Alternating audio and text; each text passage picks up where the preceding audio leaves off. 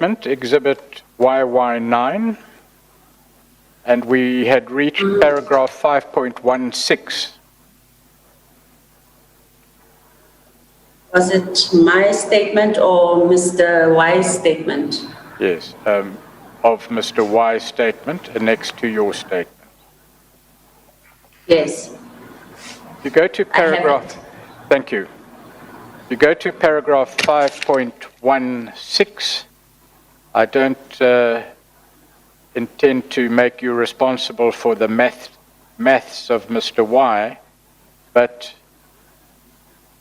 the statement is made there that it is highly likely that this project, and it's the protection of the presidential aircraft that is being referred to, was not catered for in the CDIS, Chief Directorate for Internal Security budget, owing to the fact that protection of the presidential aircraft did not fall within the SSA's duly authorized mandate. Do you accept the correctness of that proposition? Yes, I do. I do. It continues to read, at an organizational level, the CDIS incurred approximately 1.5 million rand per month in unplanned expenditure. Given that the entire CDIS operational budget for 2015-2016 and 2016-2017 financial years was 48 million and 38 million respectively, this means that almost 40% of the CDIS budget was redirected from other operational activities in order to meet the requirements of this project for the alleged protection of the presidential aircraft. We've done our own calculations. For 1 year, it would have been below 40%, and for the next year, above 40%. But generally speaking, what do you say about those allegations in paragraph 5.16? I agree with what is contained in that paragraph, even in terms of the amounts, because that was obtained directly from a report that was compiled by Johan. Okay, thank you. In response to our questions. Yes, right. So I have no grounds to question that. All right. Let's go then to paragraph 5.17. The affidavit of Mr. Y states, rather than fulfilling its function of protecting the agency from internal threats, the CDIS during Johan's tenure was weakened and the integrity of its vetting process was eroded. CDIS members were wittingly or unwittingly complicit in facilitating the abuse of SSA resources. This included enabling CDSO members illegal access to firearms, the transport of cash, the transportation of cash for CDSO operations, and involvement in a parallel vetting structure.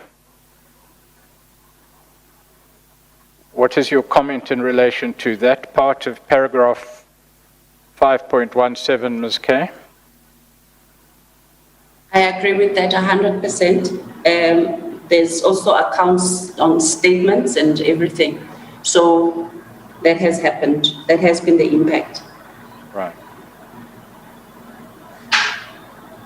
And the last sentence reads, CDIS members were also implicated in the robbery of 17 million rand from a safe inside the SSA complex at Musanda in December 2015.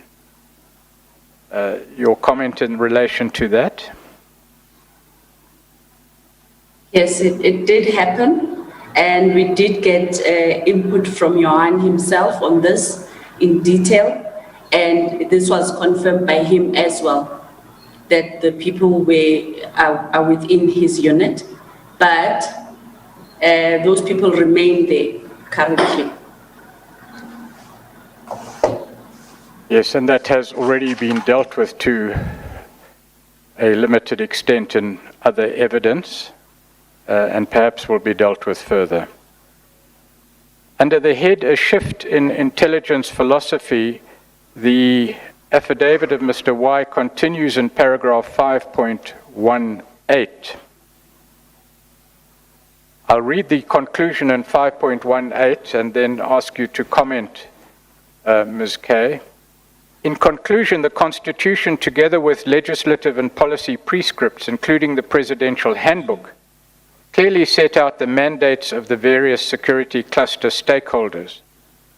The extension of the mandate of the SSA through internal reconfiguring of the CDSO and the external usurpation of the functions of the South African Military and Health Services and the SAPS Presidential Protection Unit breached this architecture. The irregular establishment and implementation of Presidential Security Support Services, the Toxicology Unit, and a static security force for the protection of the presidential aircraft disrupted the reporting lines for duly assigned functions and thereby undermined accountability. Do you have a comment in relation to that, Ms. Kay? I agree with the conclusion. Paragraph that's 5. all I'm saying for now. Thank you. Paragraph 5.19 reads, the Directorate for Presidential Security Support became one of the greatest consumers of SSA resources. Members of the Chief Directorate Special Operations and the so-called co-workers who were irregularly recruited and trained by CDSO traveled extensively using valuable state resources without providing any intelligence or information back to the SSA in support of its sanctioned mandate.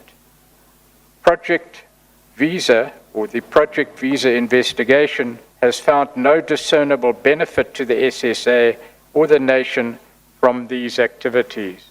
Your comment in relation to that paragraph? My comment is that I agree with everything that is in that paragraph, particularly if you consider that the people that were tasked with leading these various projects were especially SSA members. They were actually in junior positions but made to act in positions that are 4 levels higher. So they were benefiting in terms of acting allowance.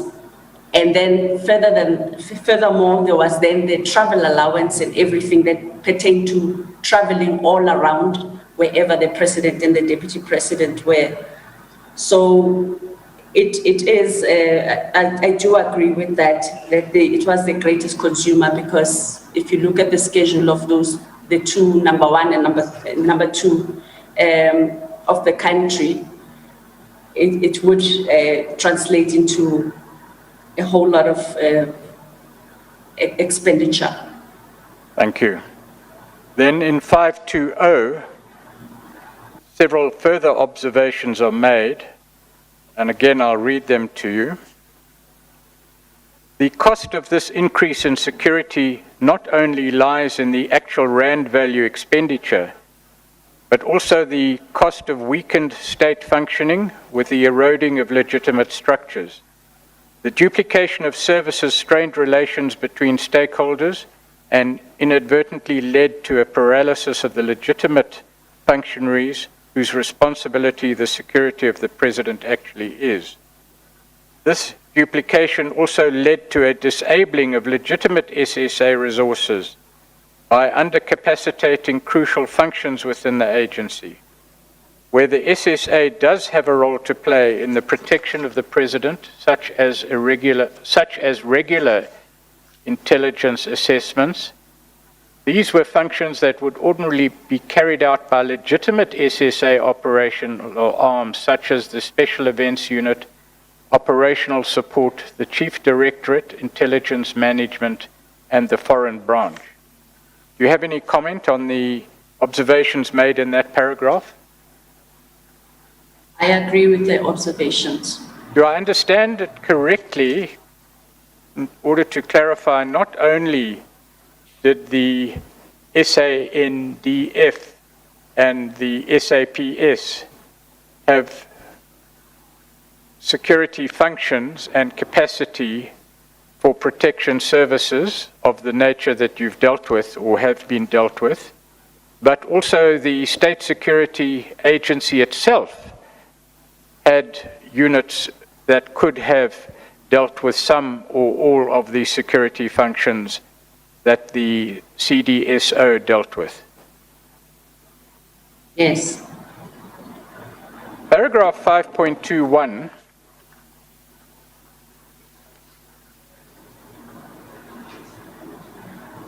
makes a further and quite different observation. It reads,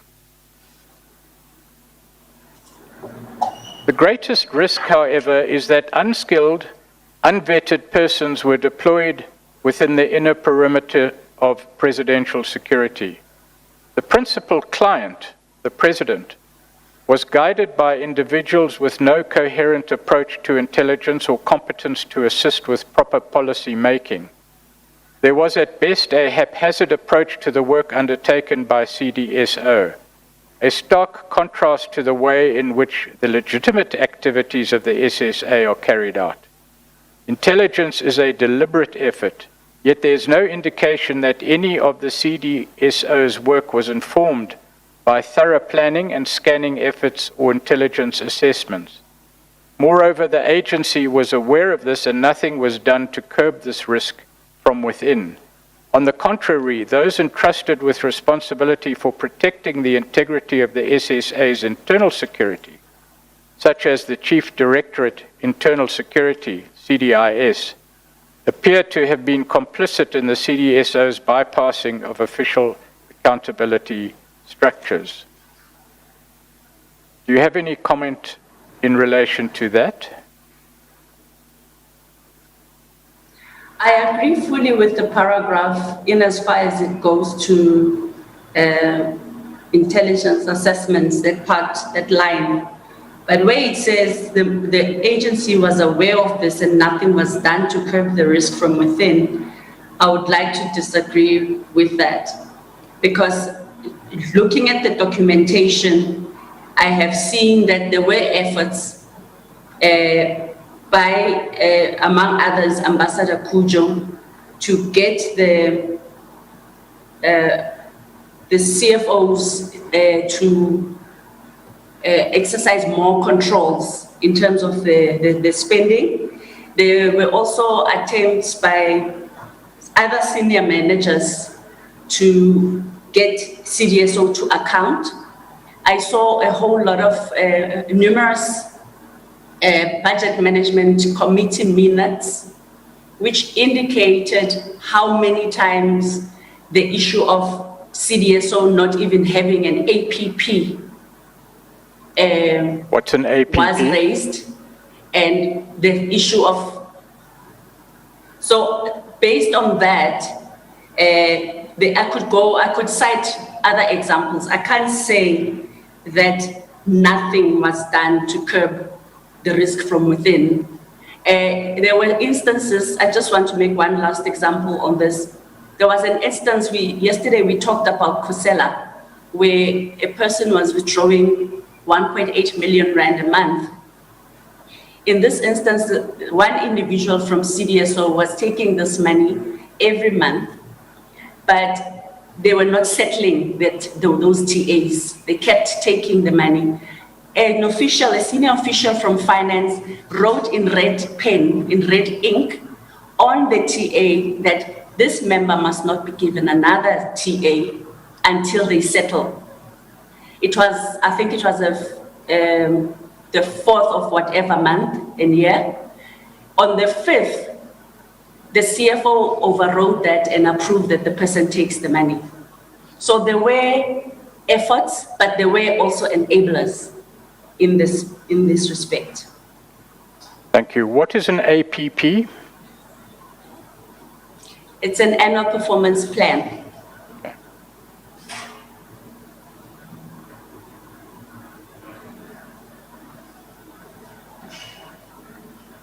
Of course, if one looks at the deployment of the persons who were deployed for security purposes for the then president and others, if their role was to defend and protect, the comments made in paragraph 5.21, you say, well, it may be argued are appropriate.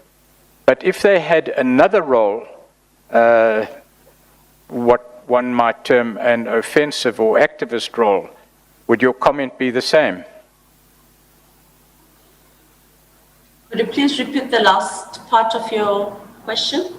One understands the comments made in paragraph 5.21, where one assesses the functions of the CDSO in terms of Yes. defending or protecting the persons they were directed to defend or protect.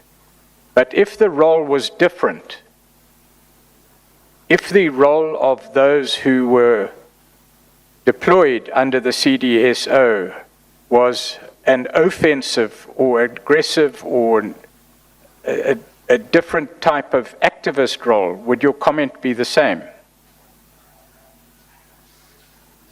Yes, either way, whether in whatever way you work, you're working in a regulated environment. So my comments would still be the same. Maybe I should also make an example in terms of the first line where we talk about unskilled, unvetted persons in relation to the co-workers. What I can say is that I've seen several CVs of some of the co-workers, and most of those people, some of those people actually don't even have a matric, but they were getting 40,000 Rand a month cash. The unvetted part is linked to the parallel vetting structure that Mr. Dlomo established in his office as the DDG counterintelligence. And in this process, there are the co-workers were vetted, including some senior managers, and irregularly so, and they were issued with fake security clearance certificates, which were signed by Mr. Dlomo. So, based on all of that, I do agree with that part, that they were working in a haphazard way.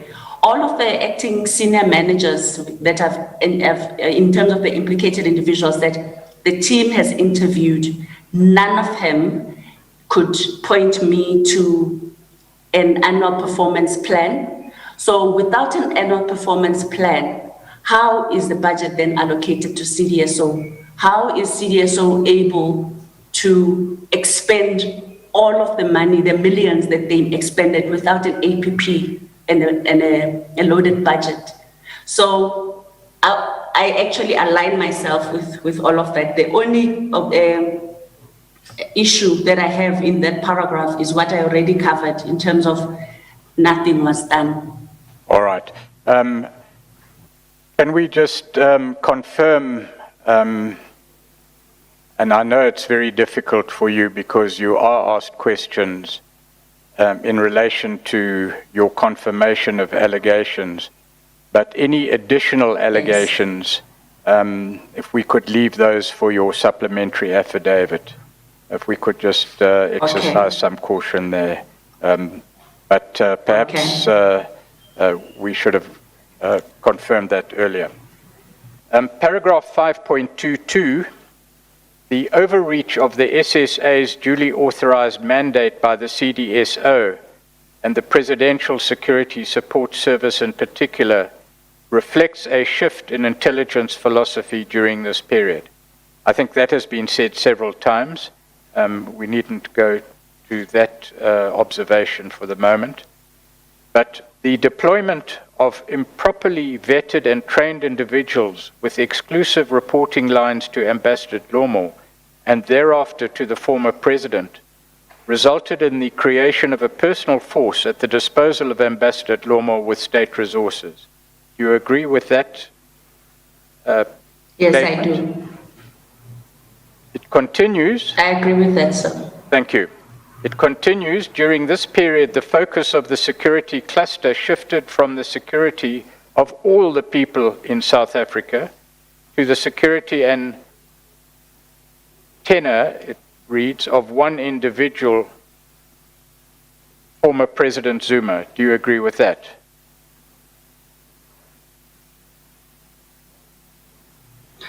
I would not agree with the part of the security cluster.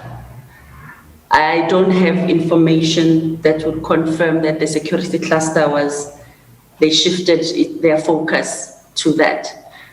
But I could say that the SSA's resources were reallocated sort of because just for the benefit of President Zuma. But as far as it extends to the security cluster, I will not align myself with that statement. That's a fair comment insofar as the security cluster deals with a range of organizations or entities, including SANDF, SAPS, and the like. Yes. Perhaps if, yes. What I understand you to say, that if the security cluster was replaced by SSA, you would have more comfort with that statement. Am I correct? I would not want to say the SSA, because it's not the entire SSA that was doing this. It's elements within the SSA. So I would rather say of the SSA, some of the SSA resources were redirected, or CDSO clearly. Right, thank you for that. But I cannot say it's the entire SSA. Thank you for that clarification. The paragraph continues, the fact that these services were stopped when President Ramaphosa entered office demonstrates that these services were indeed established and operated for the sole protection of former President Zuma. Given the qualification that you have made to these services, the CDSO and some SSA services, and subject to that qualification, what do you say about that observation? I think it's true. It's an accurate observation, because it's drawn from an actual interview with one of the people that was involved in some of these activities, who indicated that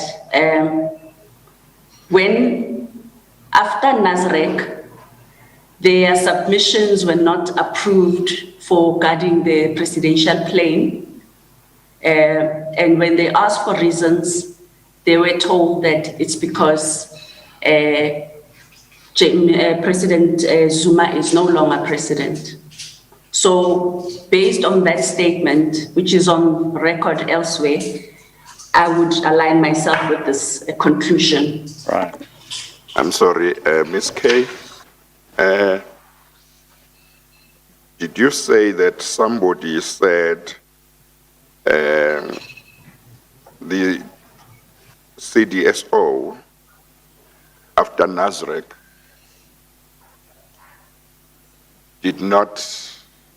was not allocated money or budget? Is that what you said? No, that's not what I said, Chair. Please repeat the what you said. CDSO was, maybe a bit of background, if I'm allowed, Chair. Yes, yes. The CDSO was, in inverted commas, closed in 2016 when Mr. Arthur Fraser arrived. But the projects I'm sorry, when the other one arrived? So there was still money. I'm sorry, Mr. Arthur Fraser. Hang on, Ms. Kay. You say the CDSO was closed in 2016 when something or somebody arrived. I didn't hear what you said. Would you repeat that? When former DG Fraser arrived,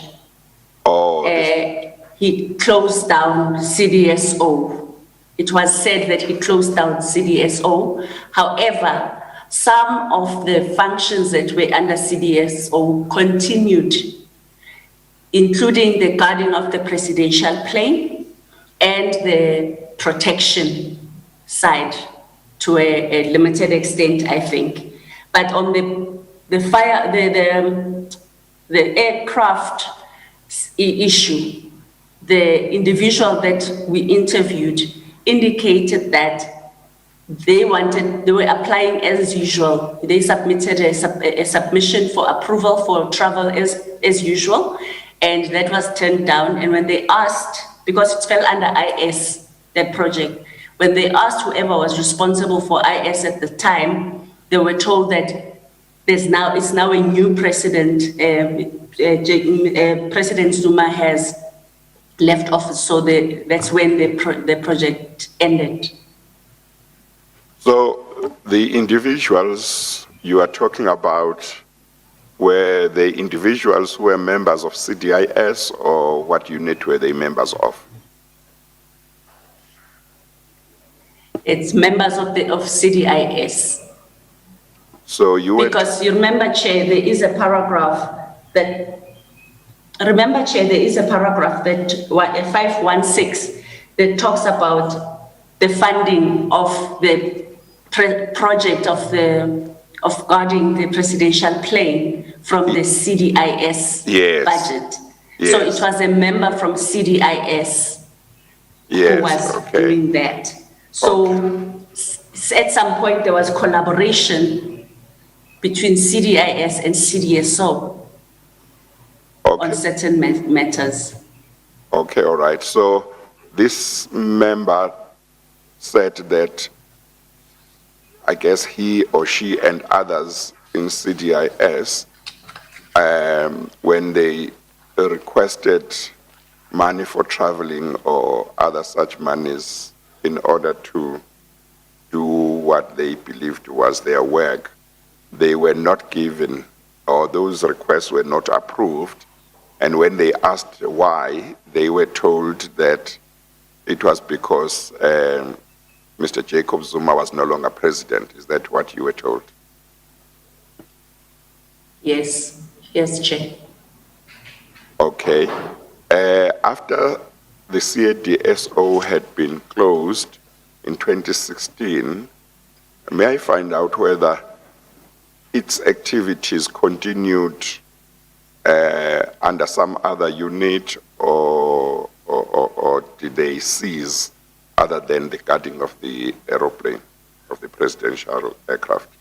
When we are told by some of the implicated individuals and members of CDSO that when they were closed down, they were instructed to hand over all of their documents to Mr. Arthur Fraser's office. Yes. I think that these are the documents that we've managed to find now.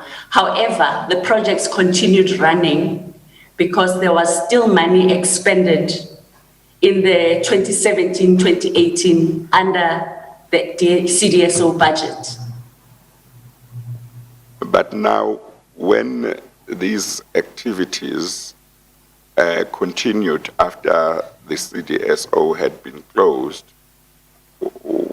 under what unit were they being continued? Do you know? It was under the DG's office. That's the impression I got. They were now reporting to the DG's office. In fact, Dorothy said she was sort of like a representative for CDSO in that office. But the person who was running the guarding of the presidential plane said they had explained the project to Mr. Fraser, but he then said they must start reporting to him on that. Okay. So that continued. Okay, thank you. Mr. Pretorius. Thank you, Chair.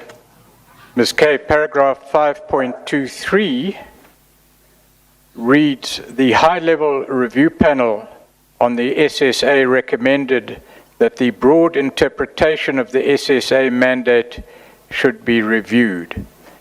This is a sentiment that is echoed by the Project VESA investigation team in light of the impunity with which individuals acted at the cost of national security. That's an observation of a general nature. Do you have any comment?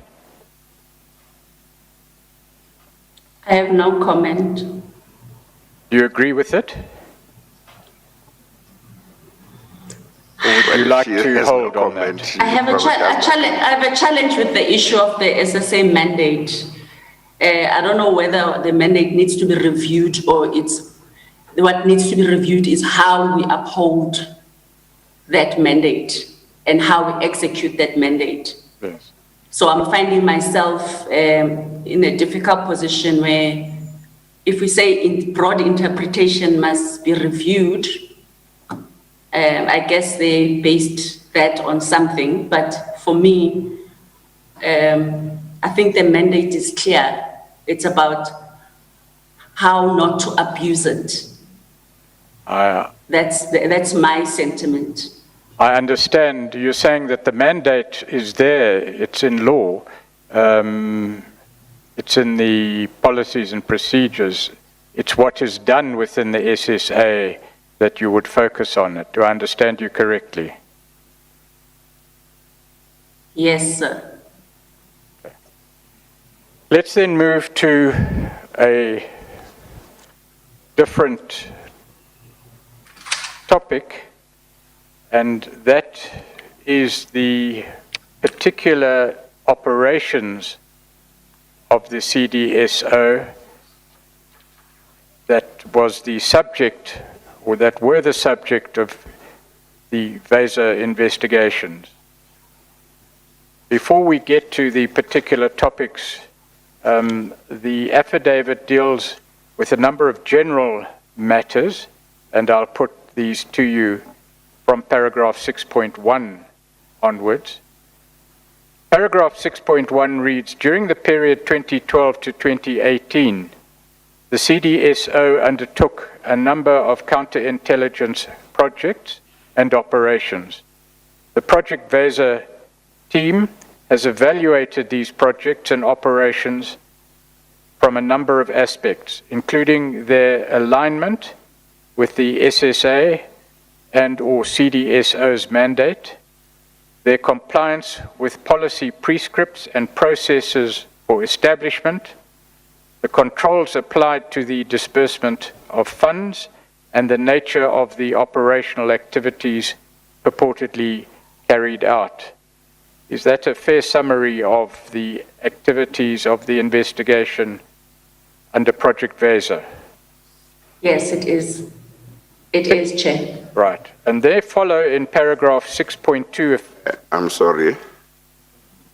Ms. Kay, I take it that you would not agree completely with paragraph 6.1, particularly the first line, insofar as it suggests that CDSO continued beyond 2016. Because it says during the period 2012 to 2018, the CDSO undertook a number of counterintelligence projects, whereas you just told me that in 2016, CDSO was closed down by Mr. Fraser. I also did indicate, Chair, that those operations still continued, although CDSO was purportedly closed. Some of the operations continued, hence there were funds expended in the 2017-2018 financial year. So, and this is also the period within which the scope of the project was focusing. Yes, but what I'm suggesting to you is that if you were correct in saying CDSO was closed down in 2016, it can't be correct to say in 2017 and 2018 CDSO continued to undertake projects. It could be that after it was closed down, it was individuals who used to fall under CDSO who continue those projects, or another unit or office that took over the activities of CDSO. Would you agree with that? Yes, I do agree, Chair. That's actually accurate. Yeah. That's accurate, sorry. Yes. Okay, all right. Mr. Pretorius? Thank you, Chair. Paragraph 6.2. Do you wish to add anything, Ms. Kay? Yes, on the issue that Judge just raised, which I agree with, I just wanted to indicate that some of the submissions to withdraw cash for projects like Maibuye that happened after the closure of CDSO, actually when you see the submissions, they still quote CDSO in the motivation and background. And some of these projects were then moved to CSU because the cover support unit, when Mr. Fraser arrived, established the cover support unit in his office, which then took over these projects.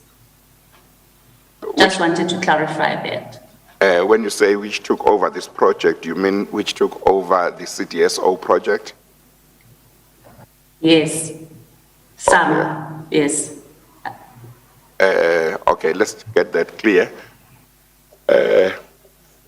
Are you saying that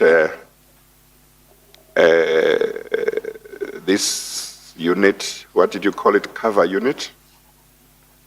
Cover support unit. Yeah, the cover support unit that you say was created, are you saying that it basically took over the work that was done by CDSO, or are you saying it took over some of the projects that CDSO had been carrying on or carrying out?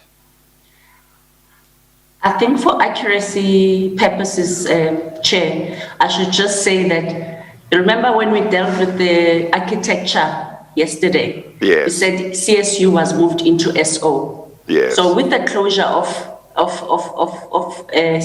SO and the arrival of Mr. Fraser, he then established CSU in his office, so they were reporting to him.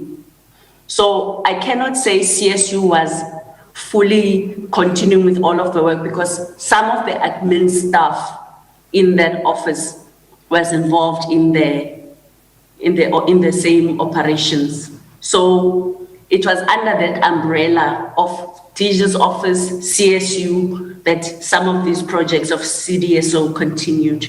I don't know if I'm clear. Yes, no, I understand. You are saying the CSU, which refers to the cover support unit that you say was established after Mr. Fraser's arrival, took over some of the projects that had been under CDSO, but you are not able to say it took over all of them. Is that right? Yes. Okay, all right. Thank you. Yes, sir. Thank you, Mr. Pretorius. Thank you, Chair. Ms. Kay, if we could go to paragraph 6.2,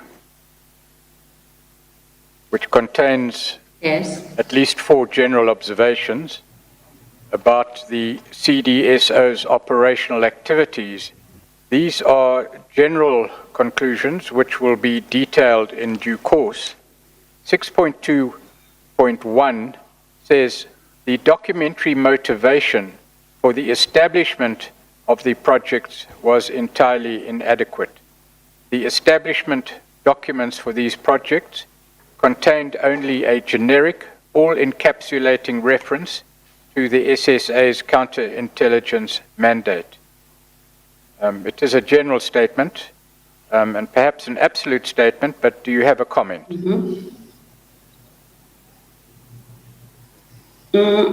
I don't have a comment except to say I accept that observation.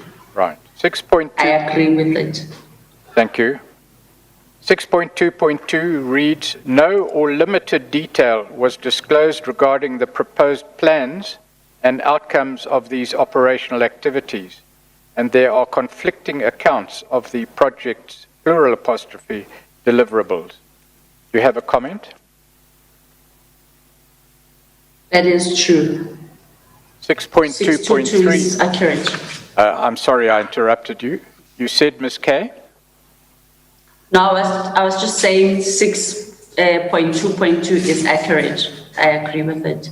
6.2.3 reads, there is no record of how or when or what intelligence was provided to the client, if any, as a result of these activities. That is true. 6.2.4 reads, the operational activities undertaken exceeded the mandate of the SSA and at times constituted conduct that undermined the very core of the Constitution, was manifestly unlawful, and involved criminality. Your comment? I agree with that statement. Paragraph 6.3 reads, the SSA has policy prescript setting out the regular procedures to be followed for the establishment of all projects, including deep cover projects. In comparing the policy and regulatory prescripts with the establishment and management of the CDSO projects identified below, the Project VESA investigation team found that the majority, if not all of these projects, were established in breach of these regulations. That part of paragraph 6.3, what is your comment? I agree with that. That was our finding. Paragraph 6.3 continues. Further, the grounds provided for the establishment of these projects make generic references to the counterintelligence mandate of the SSA. This deliberate vagueness emerges as a trend across CDSO projects. The attempt to comply, or at least appear to comply, with policy prescripts increasingly appeared to be aimed at meeting only the minimum requirements for gaining authorization to access funds. Your comments in that regard? That is also accurate.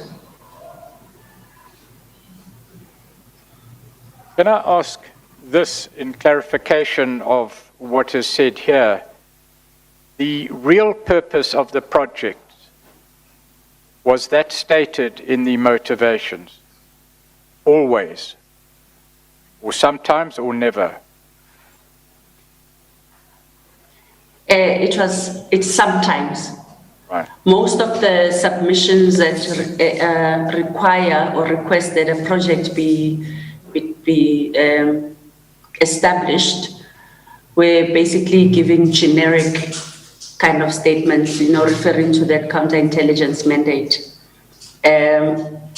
It's only in certain instances where maybe there is an operational plan that is attached, or just a one-liner in the submission itself that indicates somehow what that project is about.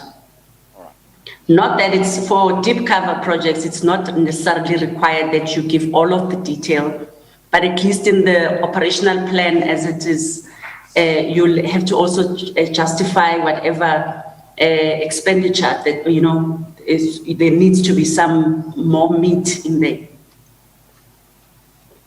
Let's then deal with paragraph 6.4, which gives an example of what you are testifying about and what Mr. Y has stated in the affidavit.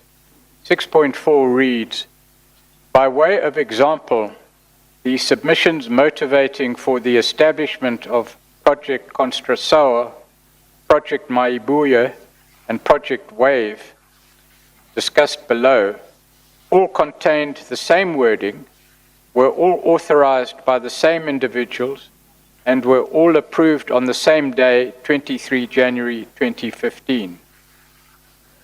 These submissions for the establishment of Project Constrasawa, Project Maibuya, and Project Wave are contained in the SSA bundle at the reference given, and I'd like to ask you to go there, please. Yes, sir. I'm there.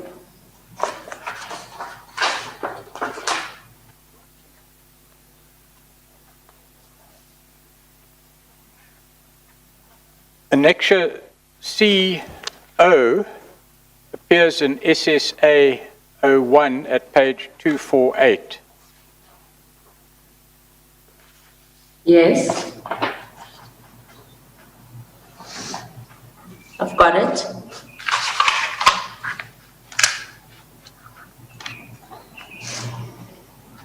On page 249 is a declassified document dated 12 December 2014. What is this document? It's a request, it's a submission, and it's a request for authorization of the establishment of a cover project and payment of related expenses for Project Construsawa.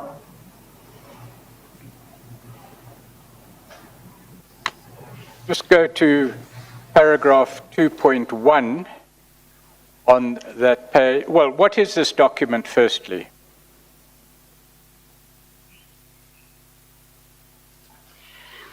It is a submission requesting the establishment of a cover project, which is Project Construsawa.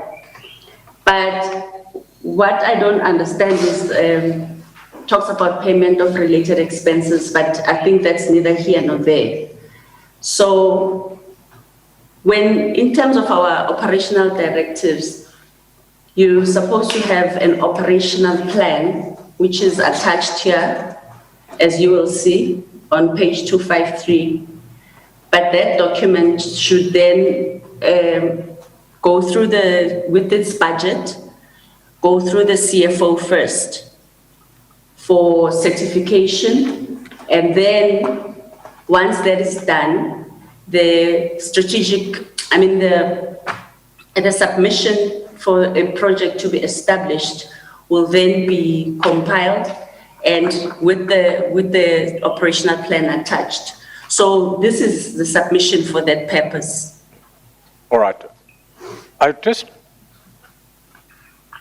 don't want to go into too much detail, but if you look at paragraphs 2.1 and 2.2, which appear to contain the motivation for the establishment of the project,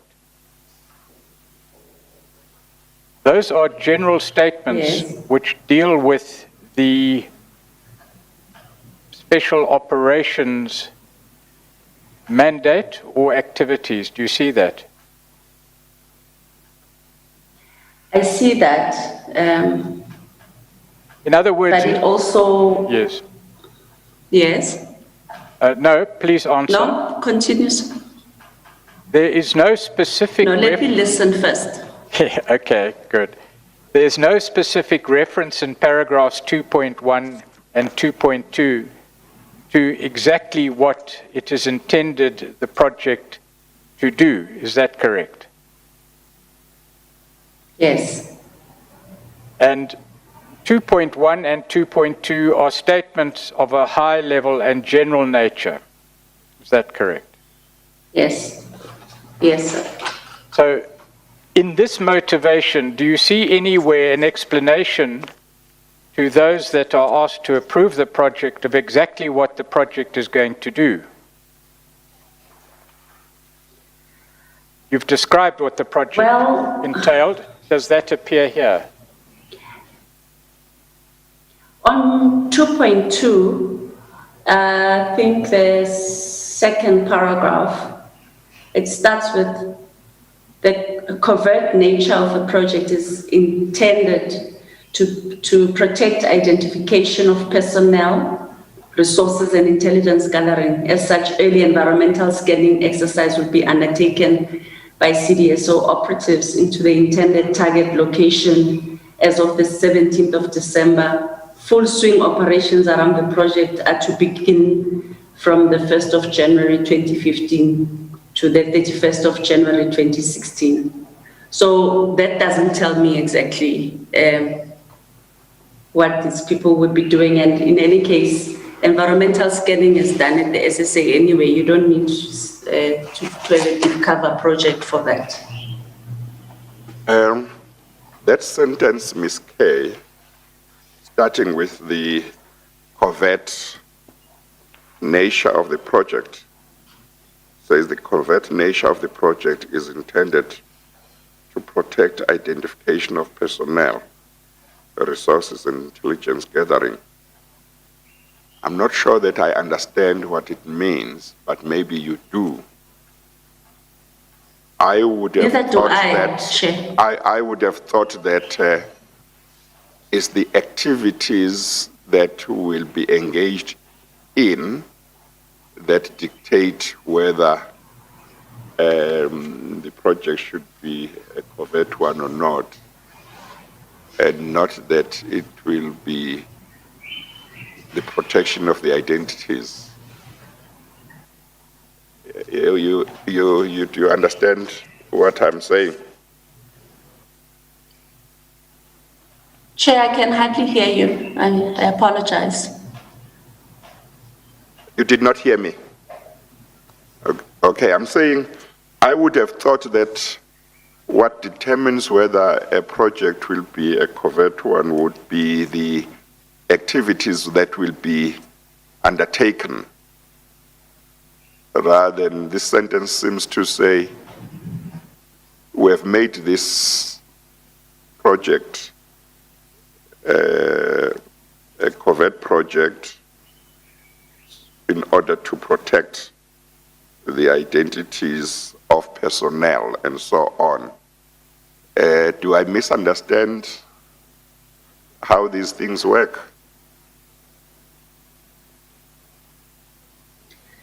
Chair, I don't even understand what the intent Yes. is here. Yes. So these are the kinds of motivations that would be given. And when you look at the activities that were disclosed to us by several members of CDSO, including the project manager of this project, it's more like it was training. It ends up being portrayed as a training exercise, but how do you train people for a whole entire year?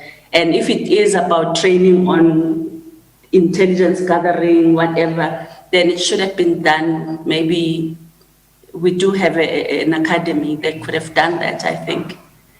So this is what we're saying in terms of those observations that we read out, that they just give a general thing.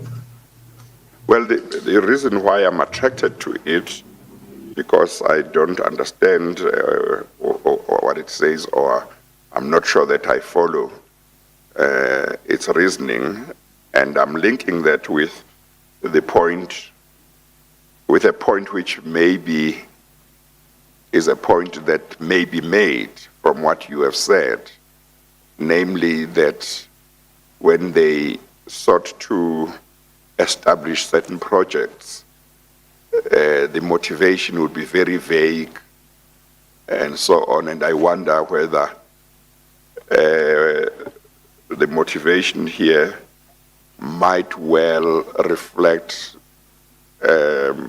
maybe a certain lack of understanding of certain issues. But you said you also don't understand it. Is that right? Yes, Chair. Do you struggle to hear me, Ms. K? Ms. K, do you struggle to hear me when I'm speaking? Yes. Oh. Yes, Chairperson? Yes, I'm going to ask the technicians to try and do something about it, maybe during the tea break, so that you can hear me clearly when I'm speaking. Thank you. Continue, Mr. Pretorius. Thank you, Chair. In your answers to the chair, Ms. Kay, you highlighted an aspect of the evidence of Mr. Y and your comments in relation thereto, in relation to these motivations that we're dealing with now. And you mentioned that if you look at the motivation and you compare it to your knowledge of what the project actually entailed, there seems to be a gap. Is that correct? In other words, let me put the question in another way. If you take into account what you learnt that Project Construção actually did, provided security to named individuals, as the evidence has been, is that anywhere made clear in this motivation? No, it's not. Not in my view. And by way of further example, if you go to page 356,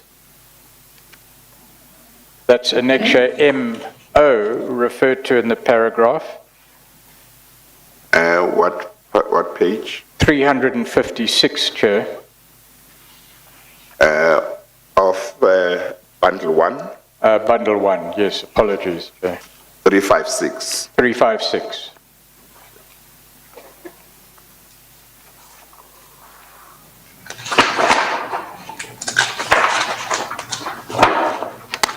Yes, I'm there. That is a motivation for the establishment of a covert project and payment of expenses for Project Maibuya. Do you see that? Yes. It is dated, yes, I see that. Dated the 20th of January 2015. There are similar general statements made in paragraph 2.1 and 2.2. In part, word for word, the same, in fact, as those in the previous document that we've referred to in relation to Project Construção. Do you see that? Yes, I do. Given what you know of the activities of Project Maibuya, are these projects and the nature of these projects clearly set out in this motivation?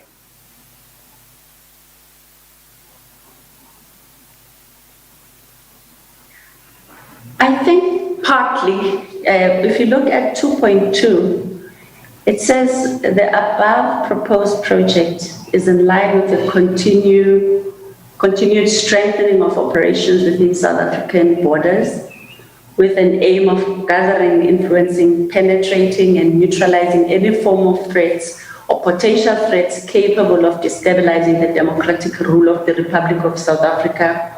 The covert nature of the project is intended to strengthen state authority in light of recent incidents that seek to undermine governance, state organs, and national key points. The detail of sorry. This is a bit different from what they wrote in Construção. Yes, in part it's the same, in part it's different. Correct. Yes. Yes. The detailed nature of the projects conducted under the Project Maibuya, is that set out, or are those set out clearly in this motivation for the establishment of the project?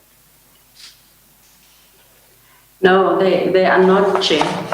And I must also point out that it can be common practice not to go into detail in the submission itself, because the submission for a covert project to be established will also be seen by maybe people in finance, throughout the chain of command. So that's why there is that part of the operational plan that is attached, which is supposed to maybe give more meat in terms of what the project aims to do. Do you know if the operation... But in this case... I'm sorry. I interrupted you. I'm sorry I interrupted you. You said, but in this case? In this case, when I look at the operational plan in page 360 for Maibuye, in terms of the aims,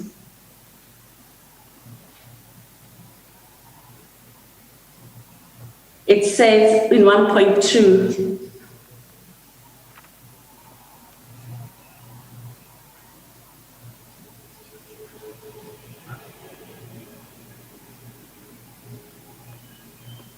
Yes. Page 360, operational plan for Project Maibuye, paragraph 1.2. yes, You have on it, one, yes. right? It reads, the plan is in support of proposed project which seeks to continue strengthening of operations within South African democratic environment with an aim of gathering, influencing, penetrating, neutralize any form of threats or potential threats capable of destabilizing the democratic rule of the Republic of South Africa. The covert nature of the project is intended to protect identification of personnel, resources, and intelligence gathering. So now you see, when you look at that, that's similar to what they wrote in Constrasawa. Yes, and it talks of intelligence In gathering. the submission on, Hang on, just for the record, your first reference to democratic, if I heard you correctly, Ms. A, should have been domestic environment in the second line of paragraph 1.2. So just for the transcribers. Okay, continue, Mr. Pretorius. Again, the detailed nature of the project that was actually carried out under the head Project Maibuye, is that specified in this operational plan? Let's leave aside the motivation for a moment.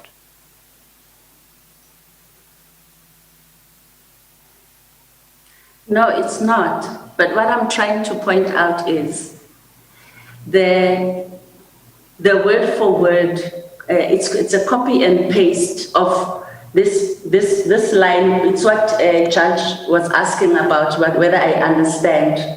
Intended to protect in the identification of personnel, resources, intelligence gathering, any environmental scanning. This is now written under Maibuye. On the other hand, in the submission of Maibuye, that is not carried. Instead, the same wording is contained in Project Constrasawa. Yes. On the submission. That's Yes. the point I'm trying to make. Yes, thank you. Just to point out how it actually supports what we're saying, that they would show, they would purport to be complying. They would do certain things to give an impression that they are complying to the ODs, yet they weren't. Well, that observation is made. Mr. Sorry. Pretorius, I think we should take the tea break. Right. It's just after 1:15. We'll take the tea break and we'll resume at 25 to 12. Thank you, Chair. We adjourn.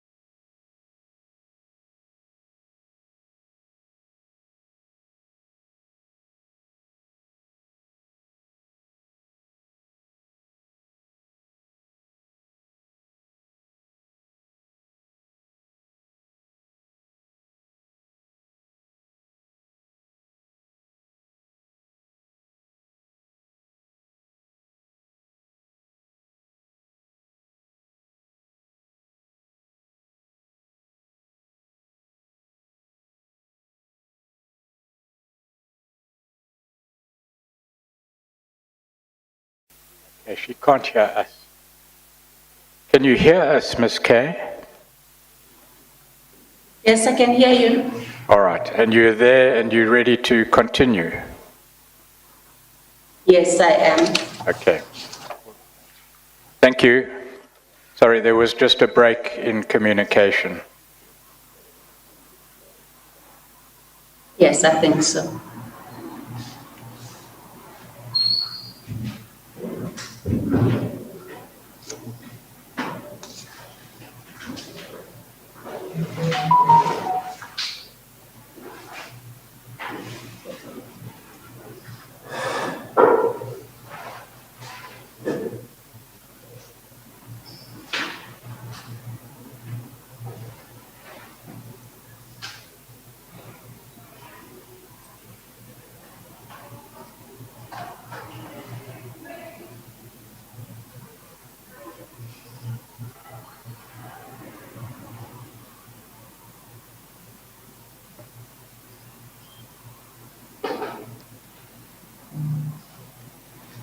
Yes, you may proceed, Mr. Pretorius.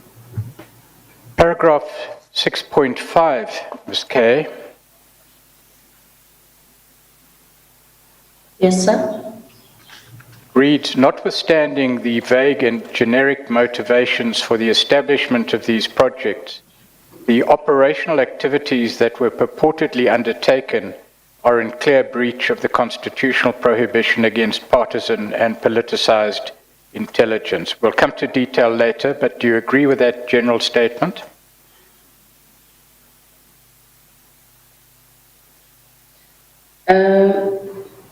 Yes, but it doesn't apply to all the projects in terms of the motivations that are advanced. All right. Thank you for that qualification. The commentary continues in paragraph 6.5.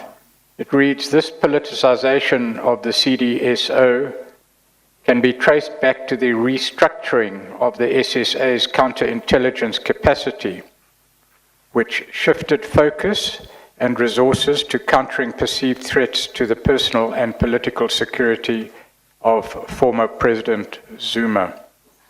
Do you have any observation in relation to that statement? Yes, I support that statement.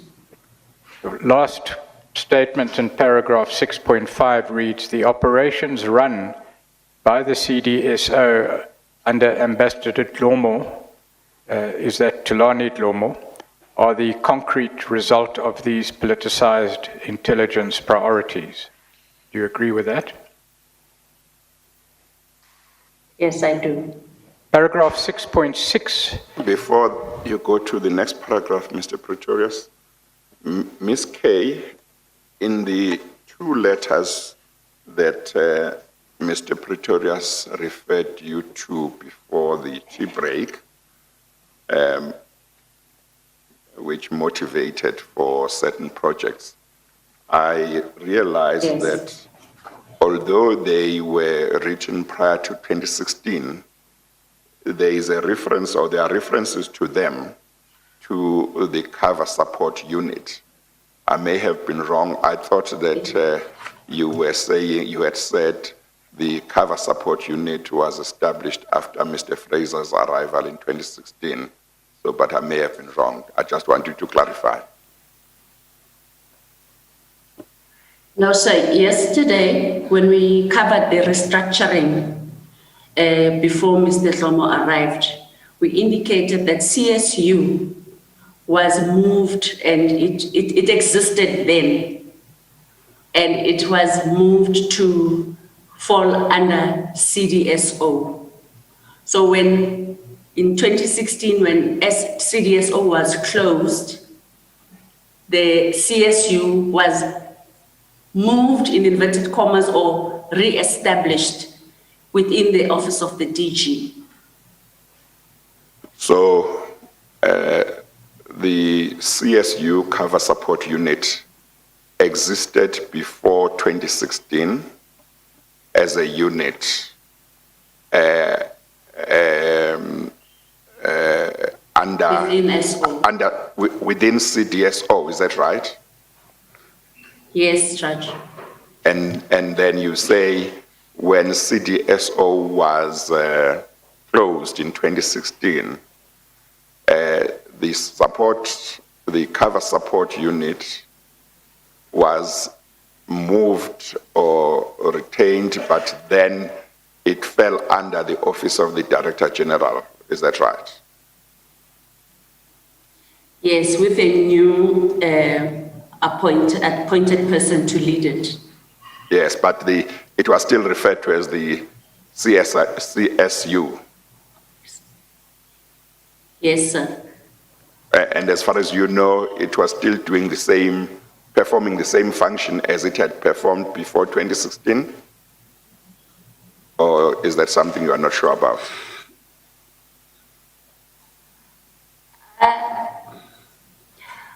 I would like to maybe reserve my comment on that. Yes. Because I do believe that in this affidavit further down, Yes. that is dealt with. Okay, all right. So I don't want to now testify on it currently. No, that's fine. That's fine. Thank you, Mr. Pretorius. Paragraph 6.6, Ms. Kay, reads, the extent of this politicization is further illustrated by the executive interference in the operational activities which occurred during this period. Of particular concern is the considerable evidence of Minister David Mahlobo's direct involvement in operational activities, including his alleged handling of large amounts of cash that were drawn under CDSO projects. Indeed, there is evidence that in seeking budgetary approval for projects in November 2015, provision was made for a large portion of retained funds for what were described as the minister's projects or projects approved by the minister. This submission is contained in file 1 of the SSA bundle and is marked as Annexure C. The general observations and the particular observations in paragraph 6.6, do you have any comment? It's accurate. It's accurately presented there. So I agree with what. All right. With the paragraph. Yes, you've told the chair that the investigations were informed by access to documentary information and evidence, as well as what you were told by persons you interviewed. Am I correct? Yes, Chair. And the statement in the penultimate and final sentences of paragraph 6.6, if you would look at page 30 of bundle SSA 1, please. Is that the document on which those statements in paragraph 6.6, or is that the document which you rely on for making, or the opponent relies on for making the statements in paragraph 6.6? Which document? Annexure C. Annexure C, and it's at page 30. Yes, it's a document like that. There's more than one of these. But this is definitely an example of Yes, of I don't want to such go practices. through the whole document, but if you go over the page to page 31, you see Yes. the table that appears in the middle of the page. You'll see under the sub-program ministry, projects approved by the minister. Do you see that? Yes, I see that. If we go then to paragraph 6.7, A general observation is made here, which I think has been the subject matter of other evidence already given, but for the record, let's deal with it. This evidence of executive overreach underscores the importance of maintaining a balance between political authority and operational authority in the security services.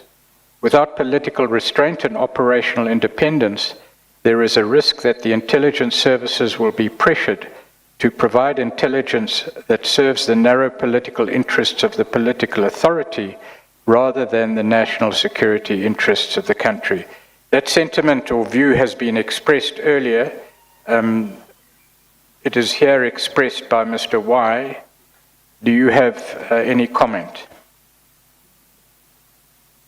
I agree with the sentiment. Thank you.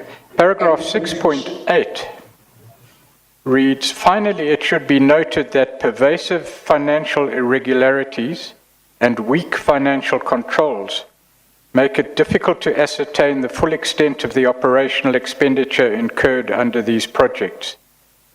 The outlay of funds was fast and loose and mostly in cash. There was a frequent blurring of lines between projects, with the CDSO structure utilizing projects ostensibly created for one purpose to facilitate funding for another. Thus far in that paragraph, do you have any comment? Do you agree with those observations, or conclusions rather?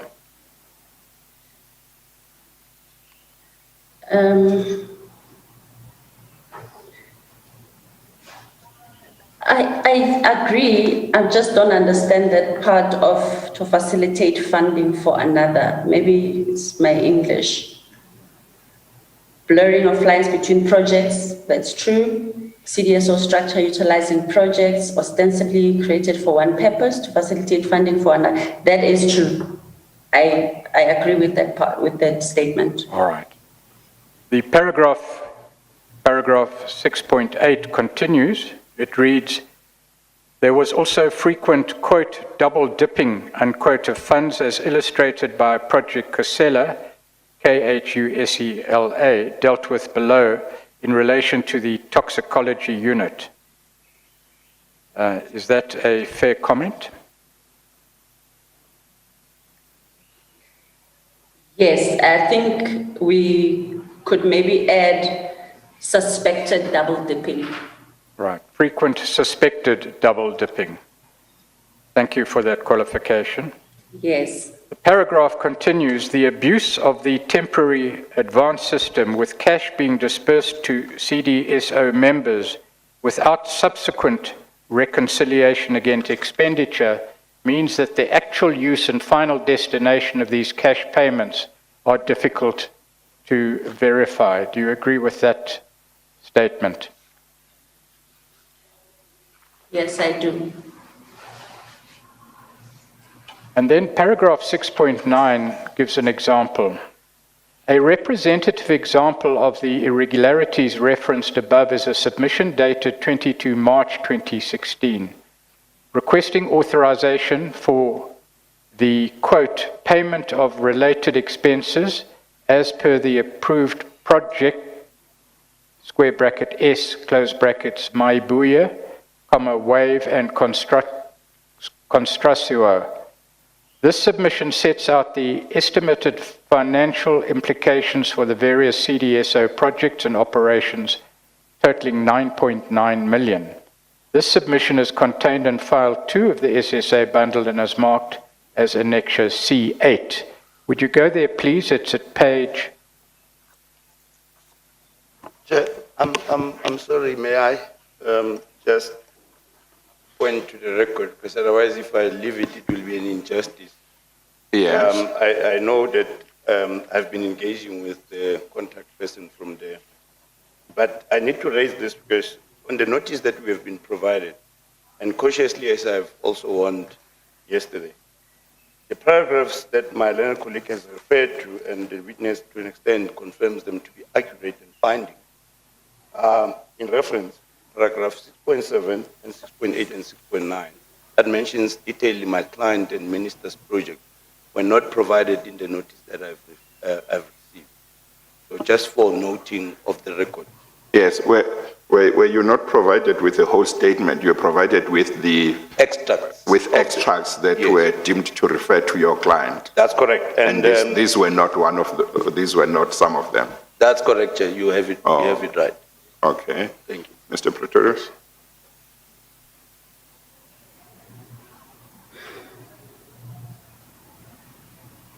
Yes, if I may just make the observation, we can check what was provided and what was not provided because several Rule 33s were issued, and we're still uncertain, and we've asked for some cooperation from the representatives of Minister Mashlobo as to exactly what was received and what was not received. There appears to have been certain 3-3 notices that were sent but were not received, certain notices that were sent and were received, and we're still trying to establish the precise position there because it also affects a further witness who is to come. We might have to redact a large amount of a witness's statement for that very same reason. So I trust my learned friend will cooperate in giving us the information that we require in that regard. The second point I would like to make is that the paragraph 6.6 does in fact directly mention Minister Mashlobo. The latter part is a more generic reference to the position of Minister. Okay, I think what Mr. Pretorius is saying is that they will need to ascertain exactly what was sent and what wasn't sent. In other words, they might not at this stage be able to say it's true it was not sent and extend an apology, but they will investigate and they'll talk to you, and at a certain stage, I'm sure I will be told what the position is. Chair, if I may just comment, a number of Rule 33 notices were sent. In fact,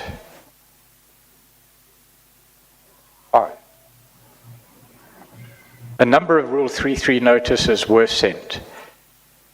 We are uncertain as to how many were received, and it is that information that we're trying to establish. Okay. But as I understand it, as you stand there, you are not able to say one of those 33 notices that was sent, or one or more, included this paragraph. Yes, I'm not. We'd have to check that and respond, Chair, but I trust a learned friend and any other representative that we approach will cooperate in giving us the information of what was actually received, despite being sent, and what was not received despite being sent. And I guess that counsel for Mr. Mashlobo will accept that it couldn't have been a deliberate decision to say, let's not show him this. I would imagine that it would have been an oversight if indeed it was not sent. But they'll talk to you, and at some stage I will be informed also as to what the position is. Yes, within a short space of time, Chair, over 100. Hang on. I think counsel might still want to say something. Chair, I think there is to a degree an acceptance of my correctness insofar as placing this on record, and I note what my colleague is saying, and that there will be further engagement. But I needed to place that on record. No. Nobody has an issue with you placing it on record. I think it's just that he is not able to answer definitively on whether these particular paragraphs were sent as part of the 3 notice. They will investigate and they will come back. Yes. I must make it clear that the legal team and the investigating team, with the assistance of the Secretariat, in a short space of time, sent out, as I understand it, well over 100 Rule 33s.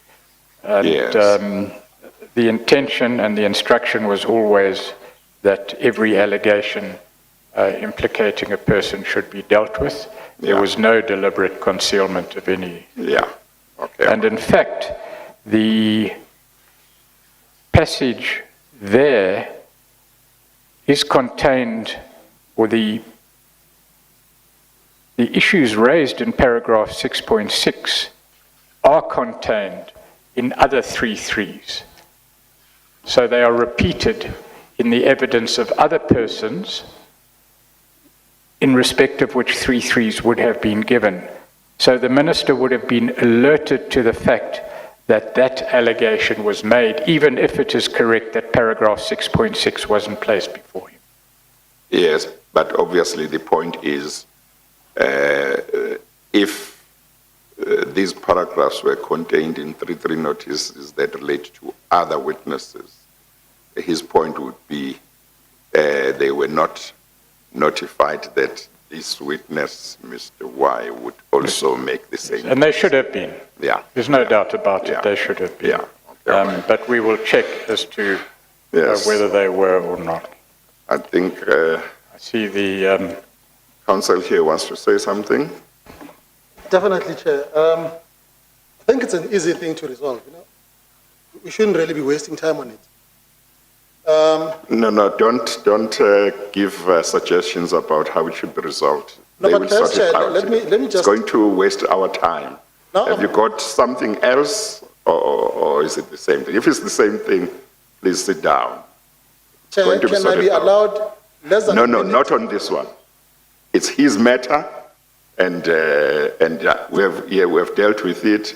He has no further complaints. He will wait for the process. Chair, the reality is that at some point my client was mentioned, and we kept quiet. Well, if you raise a point about your client and not the same point about his client, then you can raise. Well, a it is not point. about his client, but Yeah. What is your point about your client? well, Chair, it is actually a suggestion of resolving this matter. The reality is that Which matter? Which matter? where perhaps certain people will be mentioned when the notice is at least at No, that no. point. Please sit down. Let's proceed. Let's proceed. Mr. Pretorius, continue. Thank you, Chair.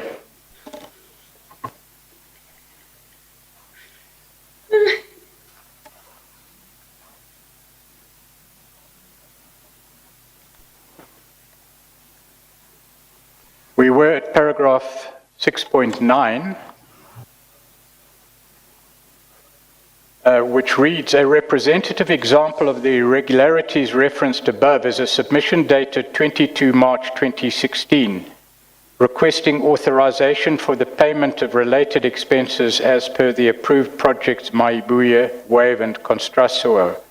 This submission sets out the estimated financial implications for various CDSO projects and operations totaling 9.9 million. I'm instructed that that's a typographical error and that that figure should read 8.9.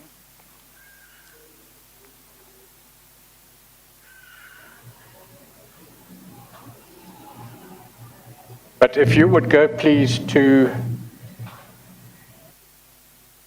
page 307 of SSA 1, Ms. Kay. I'm there, Chair.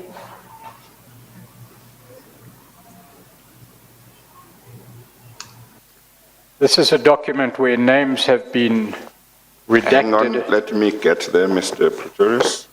307. Yes.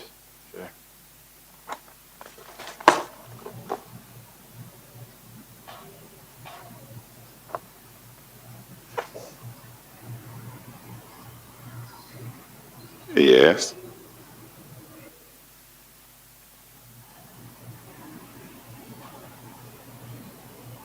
If you would go to the document, and we only need refer to page 307 and 308, Yes. particularly the table at page 308, paragraph 3.1. Do you see that? Yes, I see that, Chair. This is a document that seeks to justify the payment of a total of 8,900,000 rand. What does this document illustrate as set out in paragraph 6.9?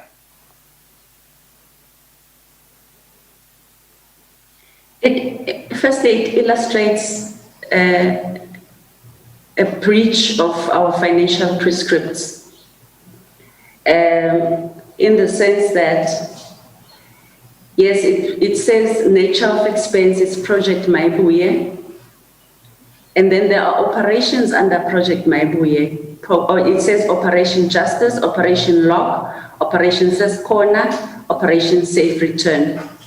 So when you look at the estimated amount, it doesn't give a breakdown of the money that is being requested here. For example, if you look at Project Maibuye, it says estimated amount 2.5 million, and Operation Justice 1.8 million, Operation Lock 200,000, Operation Safe Corner 100,000, Operation Safe Return 300,000. Now, if you are requesting money for, even with the TA, on the submission, that 2.5 million should have been broken down into line items as to how it's going to be expended. So instead of having global figures appearing like that. And it also says Project Wave, which is 2 million rand, and Project Constrasawa, 2 million rand. So, because there was, I think this was okay, maybe I shouldn't add my thoughts. Well, let me put this to you, because this is said in paragraph 6.9, where reference is made to the irregularities referenced above. Is this type of reporting sufficient, firstly, to comply with the prescripts in the SSA, and secondly, to allow proper control of the expenditure of funds? It is not, Chair. It is not, because it starts with from, I don't know whether I should say it's the root or it's the fruit of a poison tree. Firstly, if there is no APP and the budget cannot be loaded against that unit and for all of these projects, how are you going to justify these line items and actually the cost allocation, the code? Because global figures are written there. I think the financial people will be better placed to discuss and clarify that. So if you have one submission that just outlines, just gives, that just tables different projects and just a global amount, and you don't know how that's gonna work out. Because the other thing is they take these, for instance, this submission, you find that sometimes it skips the budget controller, because if the budget controller is there, they would have demanded that that be broken down. But there was this tendency of bypassing budget controllers. So I think we'll deal with financial irregularities further down, because I don't want to add the other aspect of how they were able to keep on drawing money without having had even an APP. Right. Well, another, yes. No, I'm sorry to interrupt. Please continue.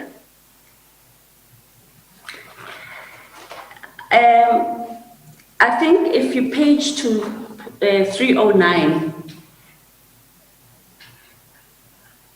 if you look at the recommendations by Matthew. Yes, Matthew is a pseudonym, but continue. It says, the condition that he's writing there, he says, budget to be sourced from underspending structures. Note comments by management accounting, something like that. So this, for me, shows how monies would be taken from, although CDSO was overspending, not adhering to all the financial prescripts, even not settling TAs, not what, they still had to make sure that there is money for these projects, even if it meant taking money from other structures within the SSA. Thank you.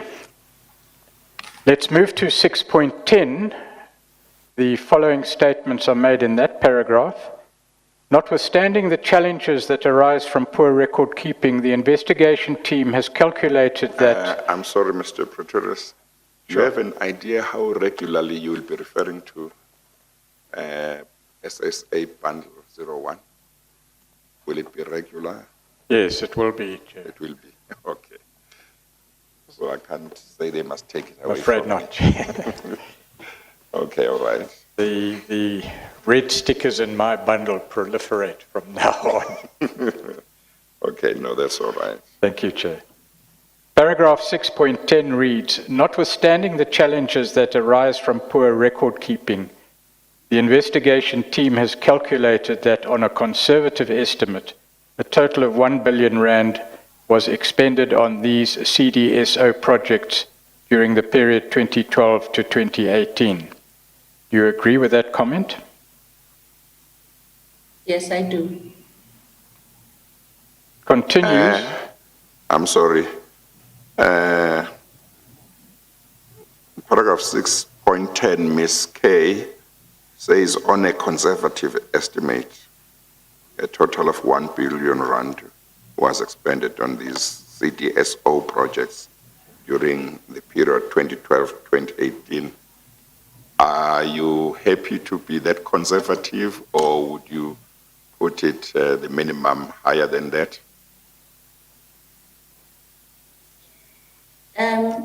Chair, when we look at the official financial records of the SSA in terms of budget and expenditure, when we looked at the period that is covered there, and CDSO on its own as a chief directorate spent just below 1 billion. It was 900 and something. I can't even pronounce that number because There are too many. I'd rather say just under 1 billion. Yes. That is per year or over the period? I guess Over the period. yes. But this is one, it has to be seen in the context of, it's a chief directorate, it's not a higher, it's a chief direct, I don't know how to explain it. It's not even the counterintelligence in its entirety. It's just one element under there. Yes. You know, just one unit spending that amount of money on, and the cost driver was the covert projects, the contact payments and all of that, and without proper accounting. Yeah, so I guess the answer to my question is that you would rather stay with that conservative estimate of 1 billion rand from 2012 to 2018. Yeah. Okay. Mr. Yes, Pretorius? Okay, thank you.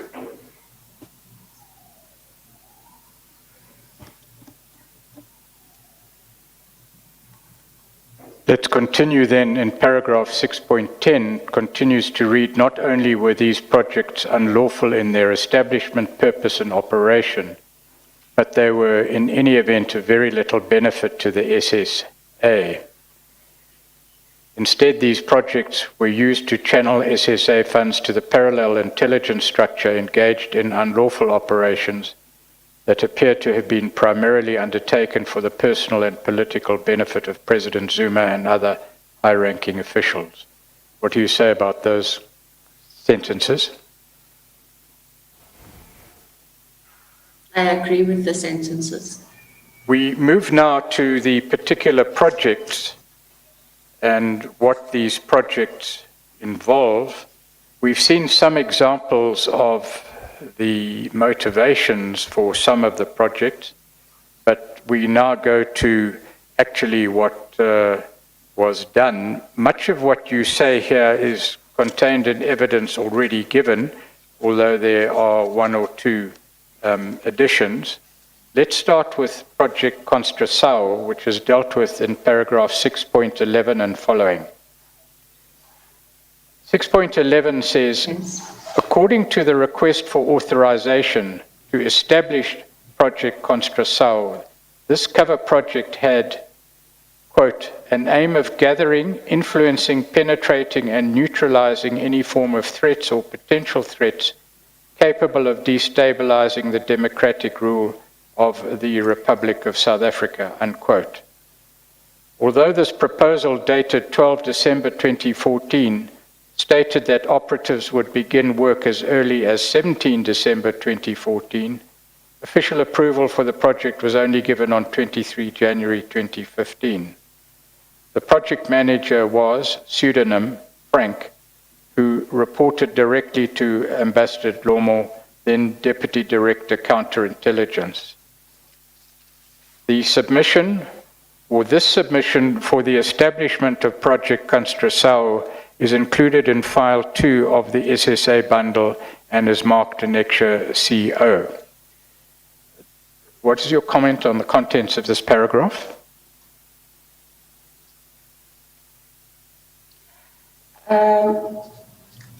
I agree with what the paragraph is communicating, and we've already gone through this annexure.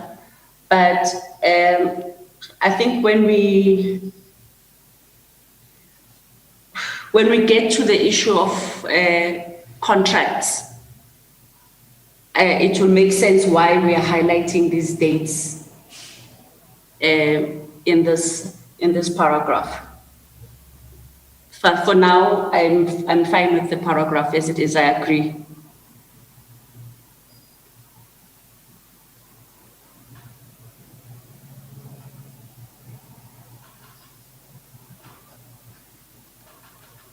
You would just bear with me a moment, Chair. Okay. Just Yeah. want to be careful about what documentary evidence we place before you. Yeah. Okay.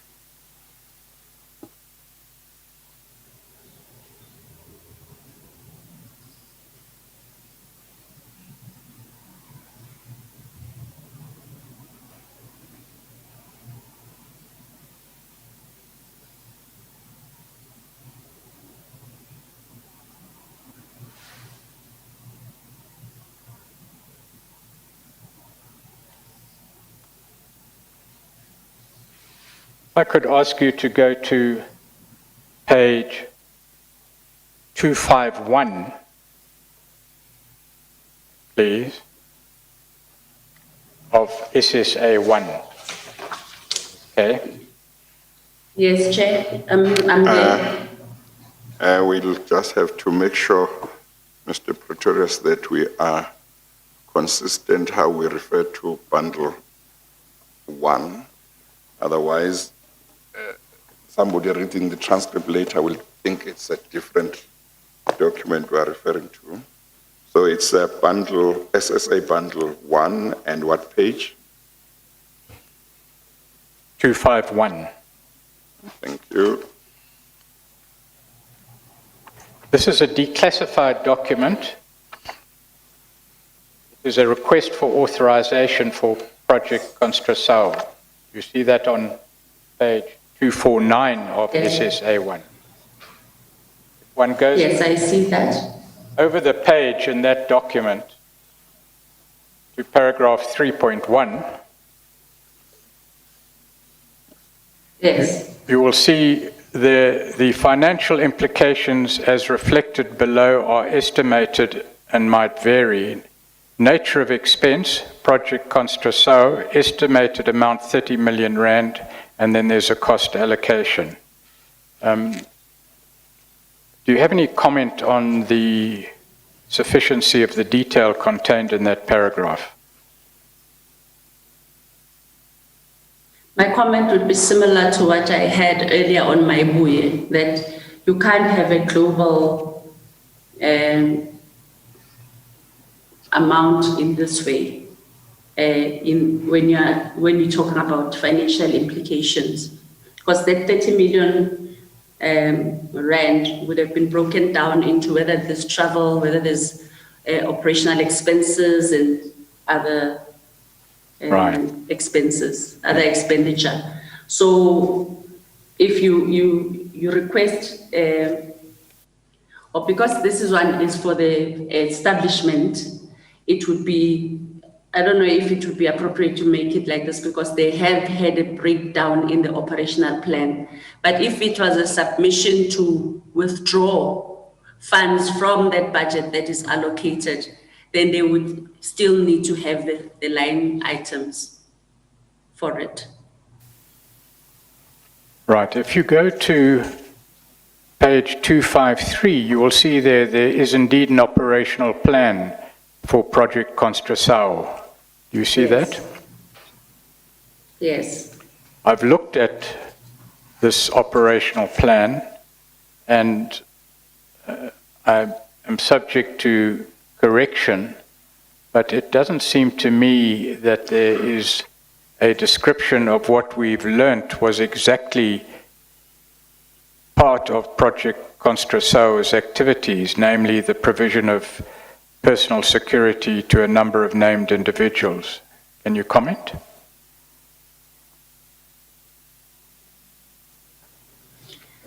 As a person who has seen and gone through most of the documentation during this investigation and analyzed the info, and including whatever we got from finance and having interviewed the individuals involved, I still cannot sit here and claim that I know what was the full extent of the activities that were undertaken. Maybe VIP protection was part of it, and the training was part of it, but there is no full disclosure as yet, in my view, in terms of the full extent of the activities of those individuals. Right. For instance, if I can make an example of there is a submission where there's motivation for getting retained funds for Constração and WAVE and whatever, and I think it amounts to 54 million under my buye and the other projects as well. In that, when they say what the purpose of the projects are, they indicated that the same officials that would be co-workers or resources that would be used in Constração will also be used in Project WAVE. So, but when we asked the project manager of both those projects what was happening in WAVE, he said, no, we did nothing the entire year, but money was expended. So based on that, I don't think there has been full disclosure on the part of members of CDSO on what exactly were the activities. All right. So the first thing you say is that your investigation was unable to establish the precise nature and scope of the activities conducted under any particular project head. Is that correct? Yes, we could not confirm with the individuals. Right. And if you look especially if when the submissions are general and broad, when you talk to the person, there's still actually it's not clear, but money was expended. Yes. And you also indicate in your most recent answer that you could not establish precisely what activities were conducted under a particular project head in a particular financial period, despite learning that funds were expended. Is that correct? Yes. Funds were expended and people went over budget. For instance, for Constração, the budget was 30 million in its entirety for the financial year or for a period of a1 year. And of that 30 million, only 5 million was allocated for operational expenses. However, when the project was approved in January,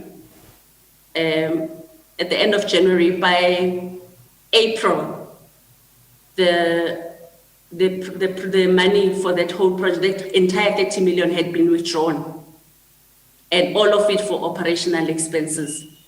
So you would wonder how maybe for the first withdrawal of the funds from the project budget, if the person withdraws 10 million, a budget controller was going to pick up that, no, actually for operational expenses, you only have 5 million for the year.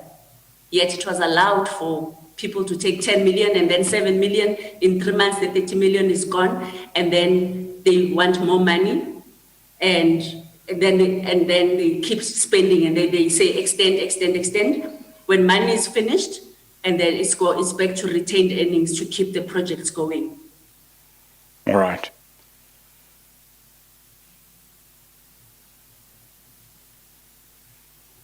Let's go to paragraph 6.12. Yes.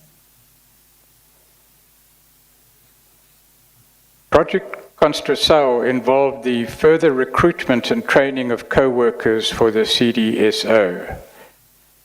This should not be confused with the earlier recruitment and training of individuals at Ambassador Dlomo's direction in 2008-2009, who were subsequently deployed into personal protection units and the Directorate for Presidential Security Support in particular. Do you agree with those two statements? I do, but I would like to maybe indicate that the entire 6.12 is basically based on information on the account of the project manager, what they told us the project was about. All right. And yes, there is proof that the people went for training, but it doesn't necessarily tally with what was in the operational plan. So yes, that's an important I'm sorry, I interrupted. Say that this is exactly what was done. Yes, this was done, but you raised the issue as to whether it was consistent with the operational plan. That can be established by looking at the documents in Exhibit, in Exhibit SSA1. I'm sorry, Mr. Pretorius. I think you might have to repeat that. For quite some time, the two of you are talking at the same time. Yes. I think the transcribers will have a problem transcribing, so maybe repeat that. Let me take a step back, Ms. Kay. Do you want to finish your answer, and then I'll ask the question? I think I finished my answer for now. All right.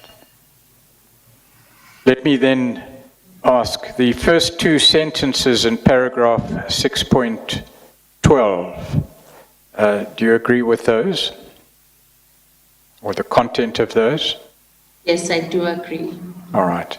And yes, I do. Yes, you stressed that this is what you were told by, amongst others, the project manager or by the project manager, and this is what is being related here.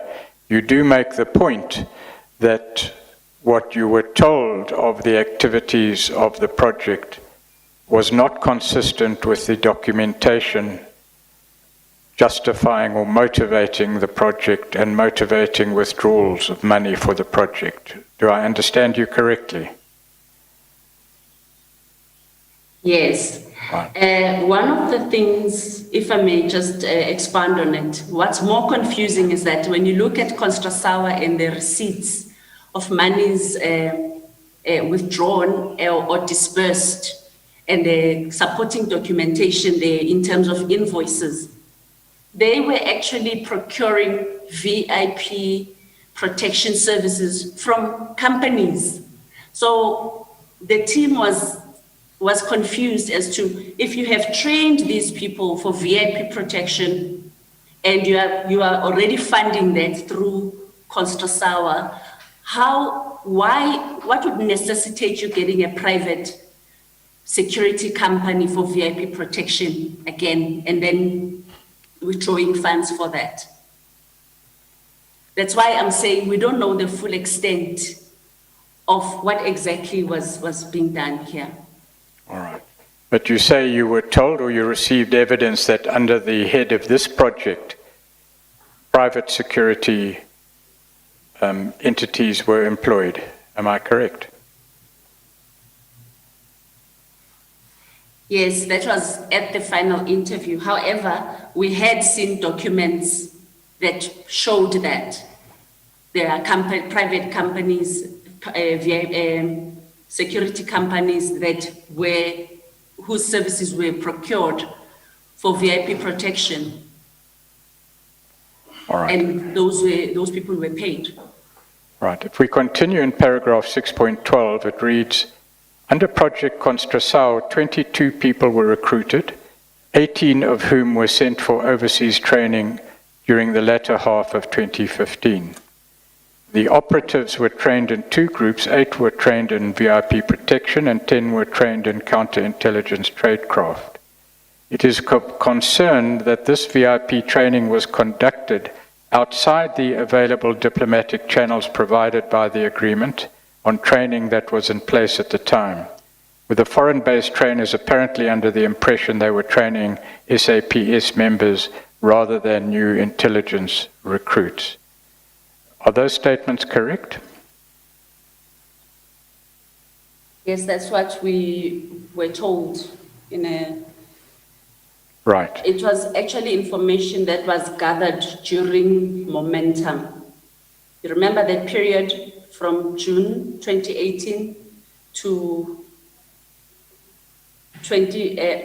December when VESA was established. So all of that information had already been gathered from the various people. So that's what we were told. Right.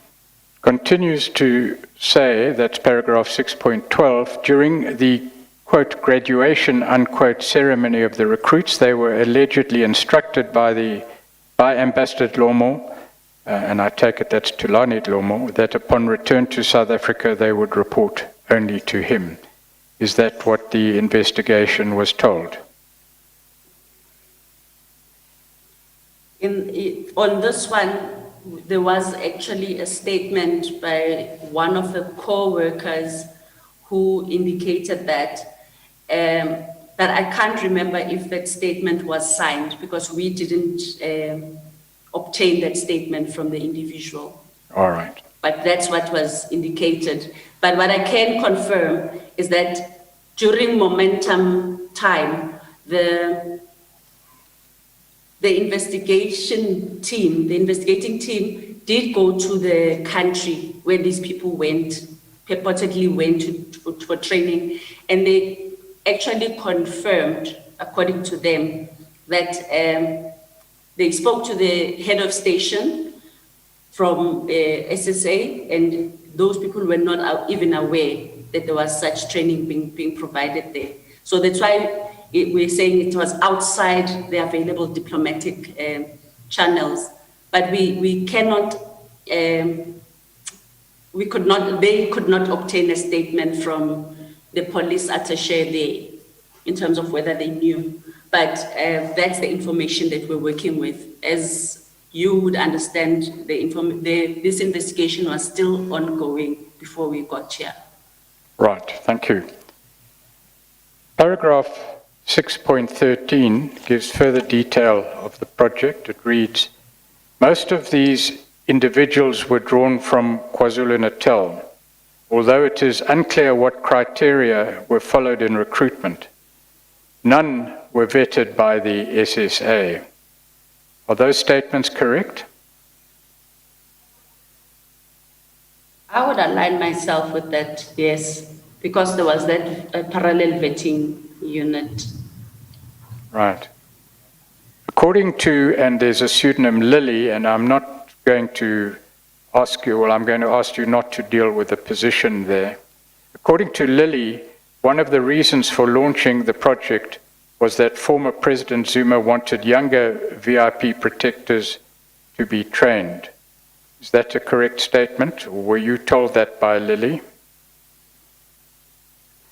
No, this is one of the statements that were obtained before, that predated VESA. They were obtained during Momentum. In fact, I've never met Lily because, I don't want to say what happened. So I have not interviewed her in this regard. So I cannot say the statement is correct or inaccurate. All right.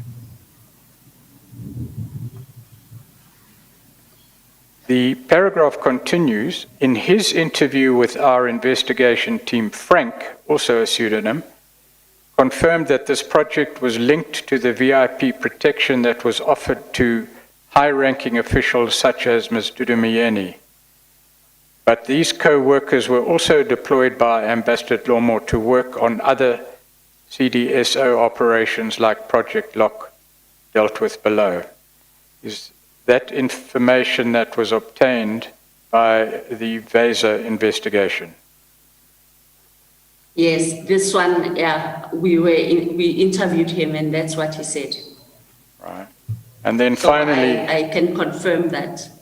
finally in paragraph 6.13, it should further be noted that Ambassador Dlomo himself benefited from personal protection services using the resources of the SSA.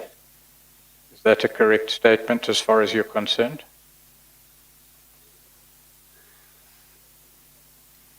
It's a correct statement, but I don't know what would be wrong with that. Yes, I was going to raise that. Maybe it's because of my limited knowledge of the environment, but I thought in IS we do have VIP protective services, protection there, but it's for the senior managers of SSA. So I think Ambassador Thulani Dlomo was entitled to that. Yes, I was going to raise with you the issue. Surely senior officials within the SSA are entitled, as a matter of course, to protection using the resources of the SSA. Yes. The question might be which resources. Yes. Is that correct? Yes. So I can't tell from All right. this, because if they are resources that are meant for that, then it can't be anything irregular. Yes. Then paragraph 6.14 reads, an initial operational budget of 30 million rand was approved for Project Constrasal, which was expected to run until 31 January 2016. That we know, we've looked at the document. In July 2016, belated approval was given for the renewal of Project Constrasal for the period 1 April 2016 to 31 March 2017, and a further 24 million rand in operational expenditure. And then reference is made to the document which contains the submission for the renewal and further funding of the project. Are you familiar with the contents of that document? Do you want to look at it? We can look at it if you have questions on it, but I do align myself with this paragraph. We did look at that. In that document, let me just ask you at a general level, if you want to look at it, it's at page 320 of SSA 1. Is there a sufficiently detailed description of the activities that were being funded by the grant of a further 24 million rand that enables proper controls to be implemented? What page is that again, sir? What page are we referring to? 320. 320. C9. Okay. What is the question, sir? Again? Is Sorry. there sufficient description of the activities justifying the expenditure or allocation of a further 24 million rand to enable proper financial controls to be implemented?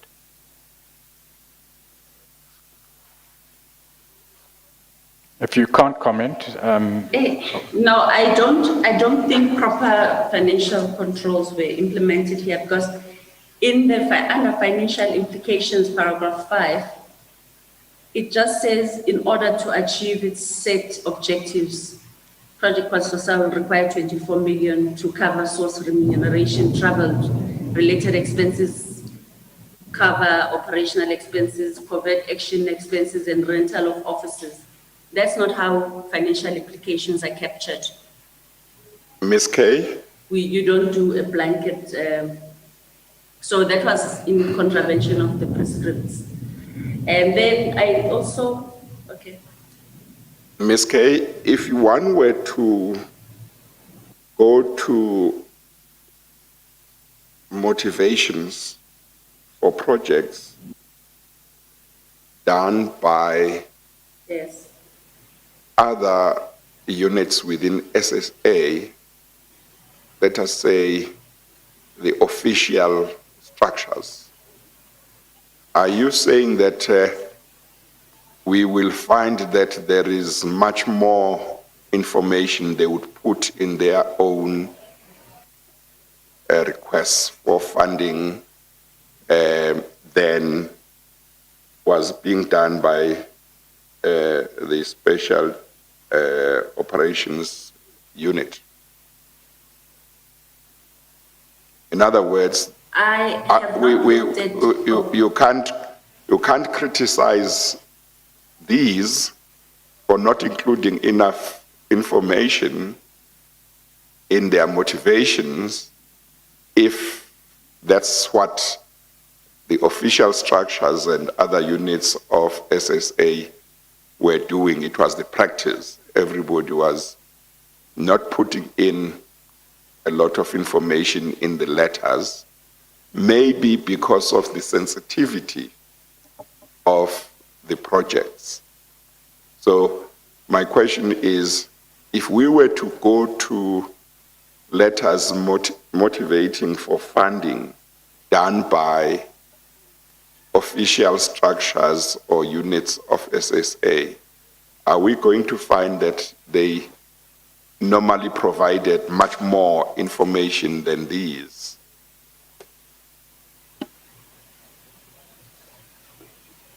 Chair, I didn't catch that last part, but I'll try to answer. Let me repeat so that you can answer knowing exactly what the question is.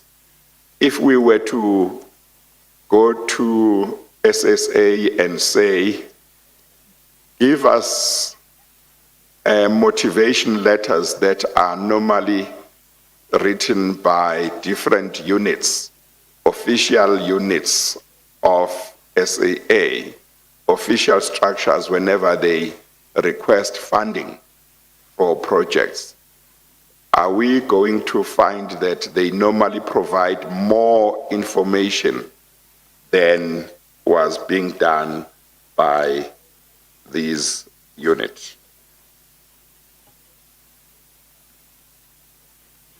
Oh, my answer to that would be that I cannot say, in the sense that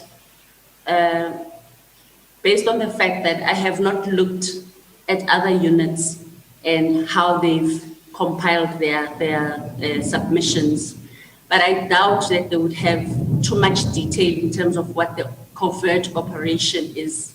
But in the operational plan, you would have found at least a bit of more detail that would be attached to the submission. But what is I'm definitely sure of is the issue of the financial implications and how the budgets are outlined. Because even when you travel, there's a standard way of how the financial implications can be, delineated in the submissions. So those are just the standard practices. But I have not looked at other units, project plans, and because we're still busy with CDSO. No, thank you. I think, Mr. Proteros, it would help if one got an idea as to how motivation letters are done by the official structures, just so that we know whether these ones were not following what everyone does. Yes. That would have to be accompanied by suitable redactions, because one of the motivations for the declassification of these documents is the rule that, or the law, that classification cannot be used to conceal irregularities. Yes. So that is but one of the motivations for declassification, and that's why we can see it. Yes. To produce documents of regular operations would involve a different set of considerations, but we will try and answer that question in a way which doesn't compromise security. Yes, no, that's fine. You do your best and see what happens. I get the impression that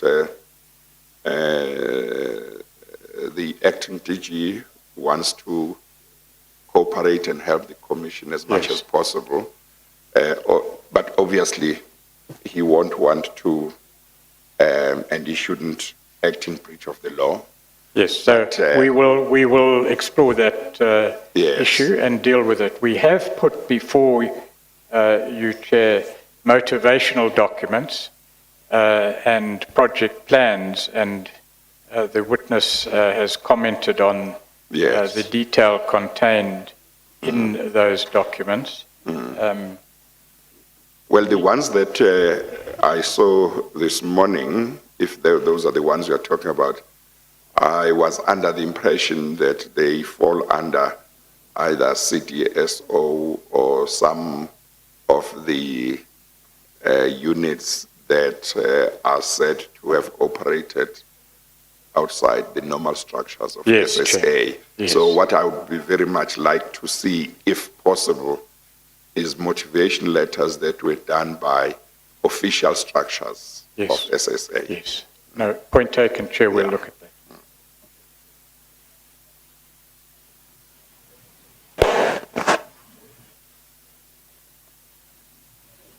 that. Another example of the financial detail is contained in paragraph 6.15,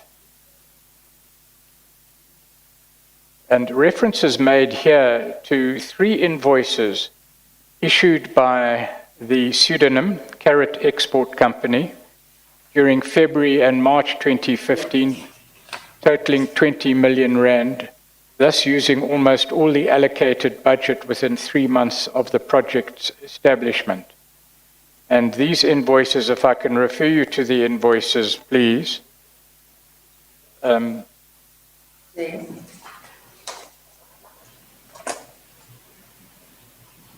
We go to page 266.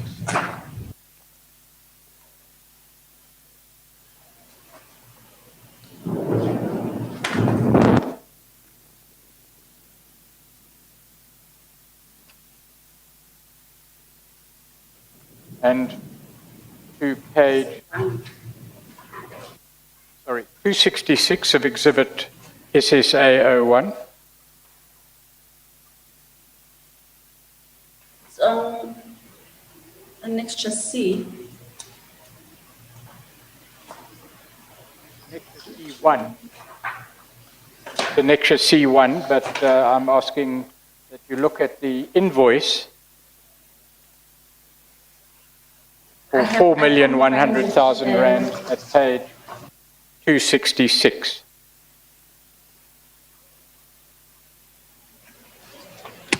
Page? 266. 366, okay. 266. Remember to look at the 266. black numbers, Ms. K, not the red numbers. Yes, black numbers, top left-hand corner, Ms. Kay.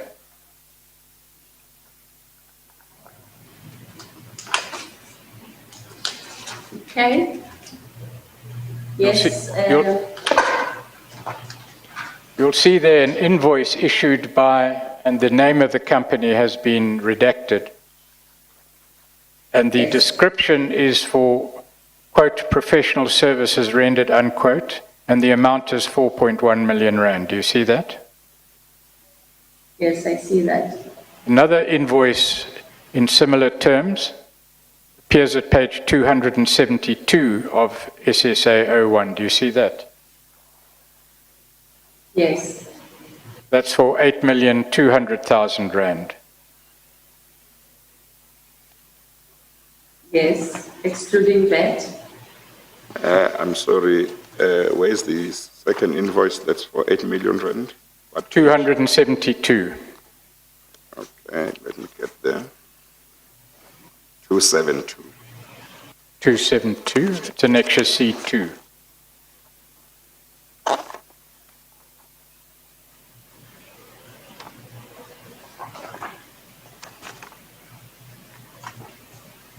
Oh, yes, thank you. Yes, in fact, you point out that the invoice is actually for 10 million rand. Yes, it's for 10 million rand. The first one we went through is actually 5 million when you include that Yes, total. And the second one is 10 million. 10 million rand. And if you go to the third one, annexure C3, page 274, Yes, you'll see a rounded figure of 5 million rand, including VAT. yes, Leave aside the coincidence in relation to the amounts charged by what appears to be a service provider. These three invoices reflect a total expenditure during the period February to March 2015 of an amount of 20 million rand. Is that correct? yes. The description of the services rendered, in your view, would that allow financial controls of an adequate nature to be implemented? No. It wouldn't, because apart from the fact that it's called just professional fees and it's just an invoice, it would be, if this is a deep cover project as Constrasawa and the invoice is issued for Constrasawa from this service provider, it would not be addressed to State Security Agency if you look at that invoice. And I'm also seeing that the acknowledgement of receipt of the dated, I think it's page 271. It's dated 23rd February 2015.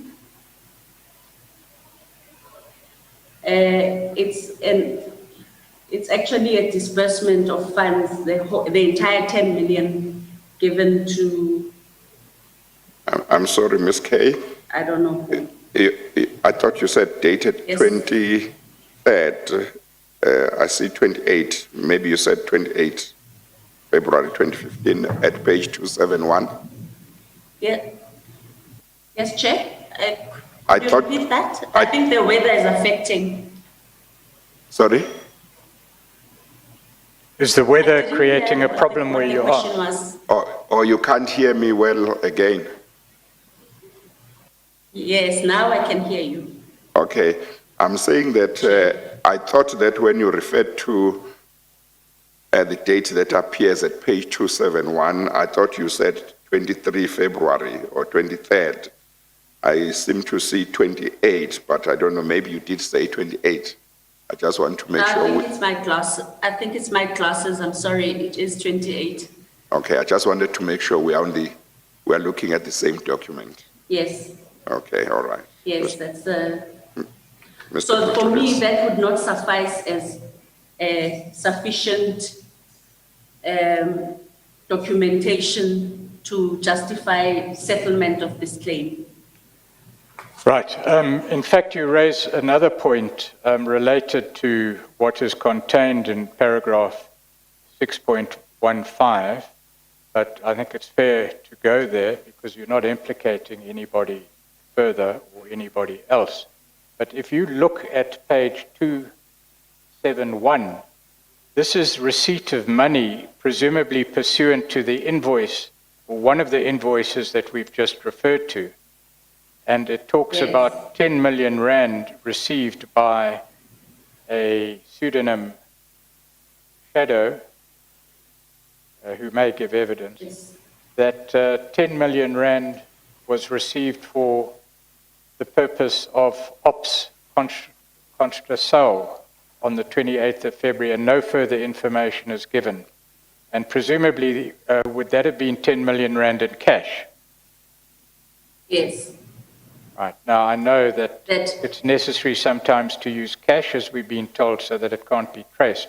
But what do you say about the reporting adequacy and the financial control adequacy of this documentation? If you look at page 269, from page 268 and page 269, in 268, the subject of the submission is withdrawals on project Constrisawa for payments of operational expenses for the project. And then obviously it talks about, it gives some kind of motivation, but when you get to the financial implications, it just says operational expenses, 10 million, and that's it. So another concern with the submission, so it doesn't say how the 10 million will be expended, and the invoice itself doesn't also assist to say what this was for. And if you look at the compilation of this, if you look at the compiler is Lily. Pseudonym Lily. Yeah. Lily is the compiler. Lily is the compiler and the recommender. Another thing that is apparent here is that then Temba signs, and the ultimate signatory on this is Ambassador Shlomo. And this is above the MPD limitation. A DDG can never be able to sign off on a 10 million rand submission and just withdrawal of funds. So if you look at the individuals that are featured here, they were all with SO, and that transaction would be completed in that way, and then they would bring the green forms to HQ, get the 10 million rand cash, and create this acknowledgement of receipt as proof that that money was expended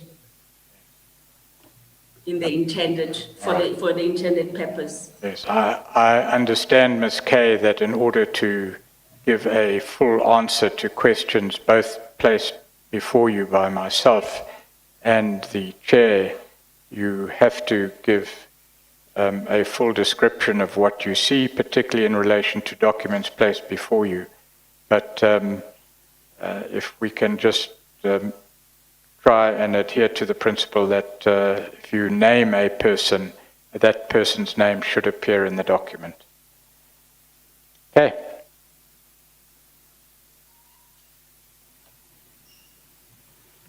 If we can... Hang on. Did you understand that, Ms. Kay? Yes, I did. Thanks, Ms. Kay. Okay. Before Mr. Pretorius moves further, I just want to ask you this question. You know, when you look at these motivation letters, the last paragraph I think under regulatory compliance,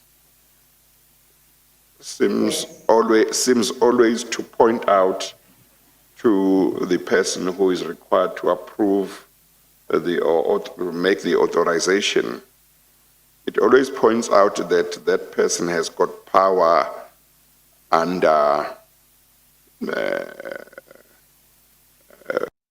ministerial delegation of powers and direction of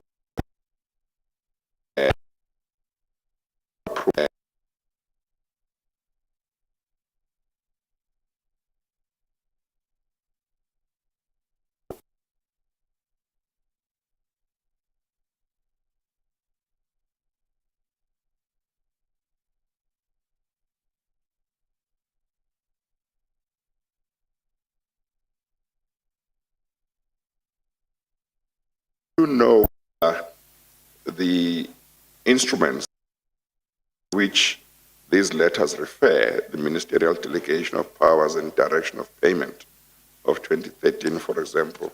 I'm looking at the one at page 269. Do you know whether they prescribe the requirements to say, if before you can approve or authorize an expense for a project, this is what you must satisfy yourself about. And the request must contain the following information so that we know whether such requirements were complied with or not. Chair,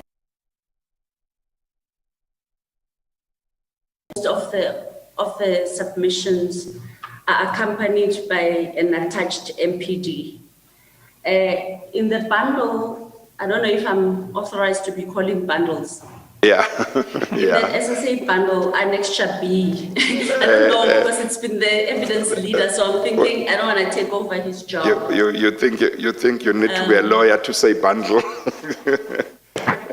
Bundle one is the one that we have been going to whenever we needed to see these motivation letters. The other one, yes, I think, is bundle 2, that has got your affidavit and Mr. Y's affidavit. Which one do you want us to go to? SSA bundle 1. Yeah. I feel like an evidence leader now. SSA bundle 1. Yeah. And, what page? What's this? A. What? Look at the black numbers at the top left if you want to tell us what page. It's page 21, 0 to 1. Yes.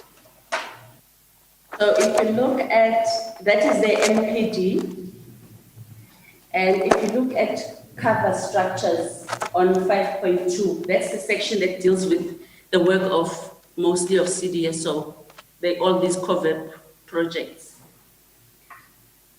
So it does indicate the delegation and limits in terms of what people can approve. Oh, but apart from the limitation with regard to up to how much the maximum a particular yes, person may approve, does it have any other yes, requirements? Pardon, Chair? Does it prescribe any other requirements, such as how much the person who must authorize must be told about how the money will be used? In other words, Ms. Kay, you have been saying in regard to these motivation letters that they are vague and they do not have adequate information that should be included if yes, the requests were to be approved properly. So my question is, yes, is there somewhere where we can go where we will be told these are the requirements that a motivation letter should cover, or that say for the DG or deputy DG to approve funds for a project, he or she must be satisfied, for example, that what they are going to be used for is a matter that falls within the mandate of SSA, what they are, the actual activities are lawful, or something like that, and that they will be, after the funds have been used, there will be a reconciliation to try to show how the funds were used. Do you know whether there is an instrument that sets out like that, so that we are able to say the official position at SSA is that if a leader of a project asks for the authorization of funds for a project, this is what the motivation letter should disclose about the project, and these ones did not meet that requirement, or is it discretionary to the leader of the project as to how much they disclose in the motivation letter? I'll try to answer to the best of my ability, Chair.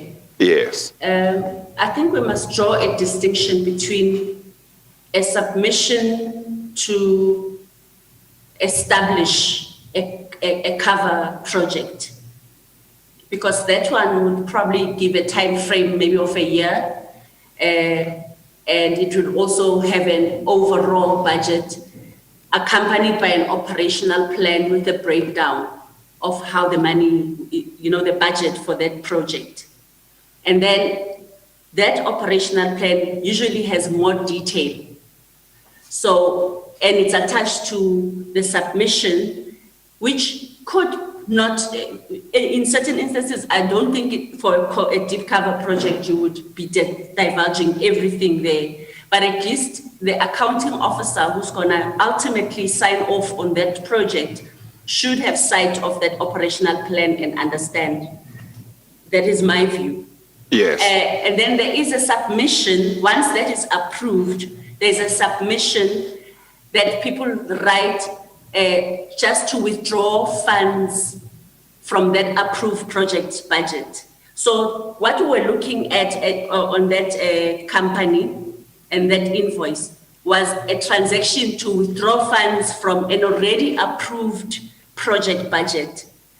But when you withdraw funds, when you look at the MPD, as I've said in page 23, you will see on 532 that it says payment of subsistence related expenses, agent, co-worker, or an occasional contact, conditions subject to approval of trip in accordance with delegation, whatever. And even there, if you look at the DDG, domestic branch, the limit is 50,000.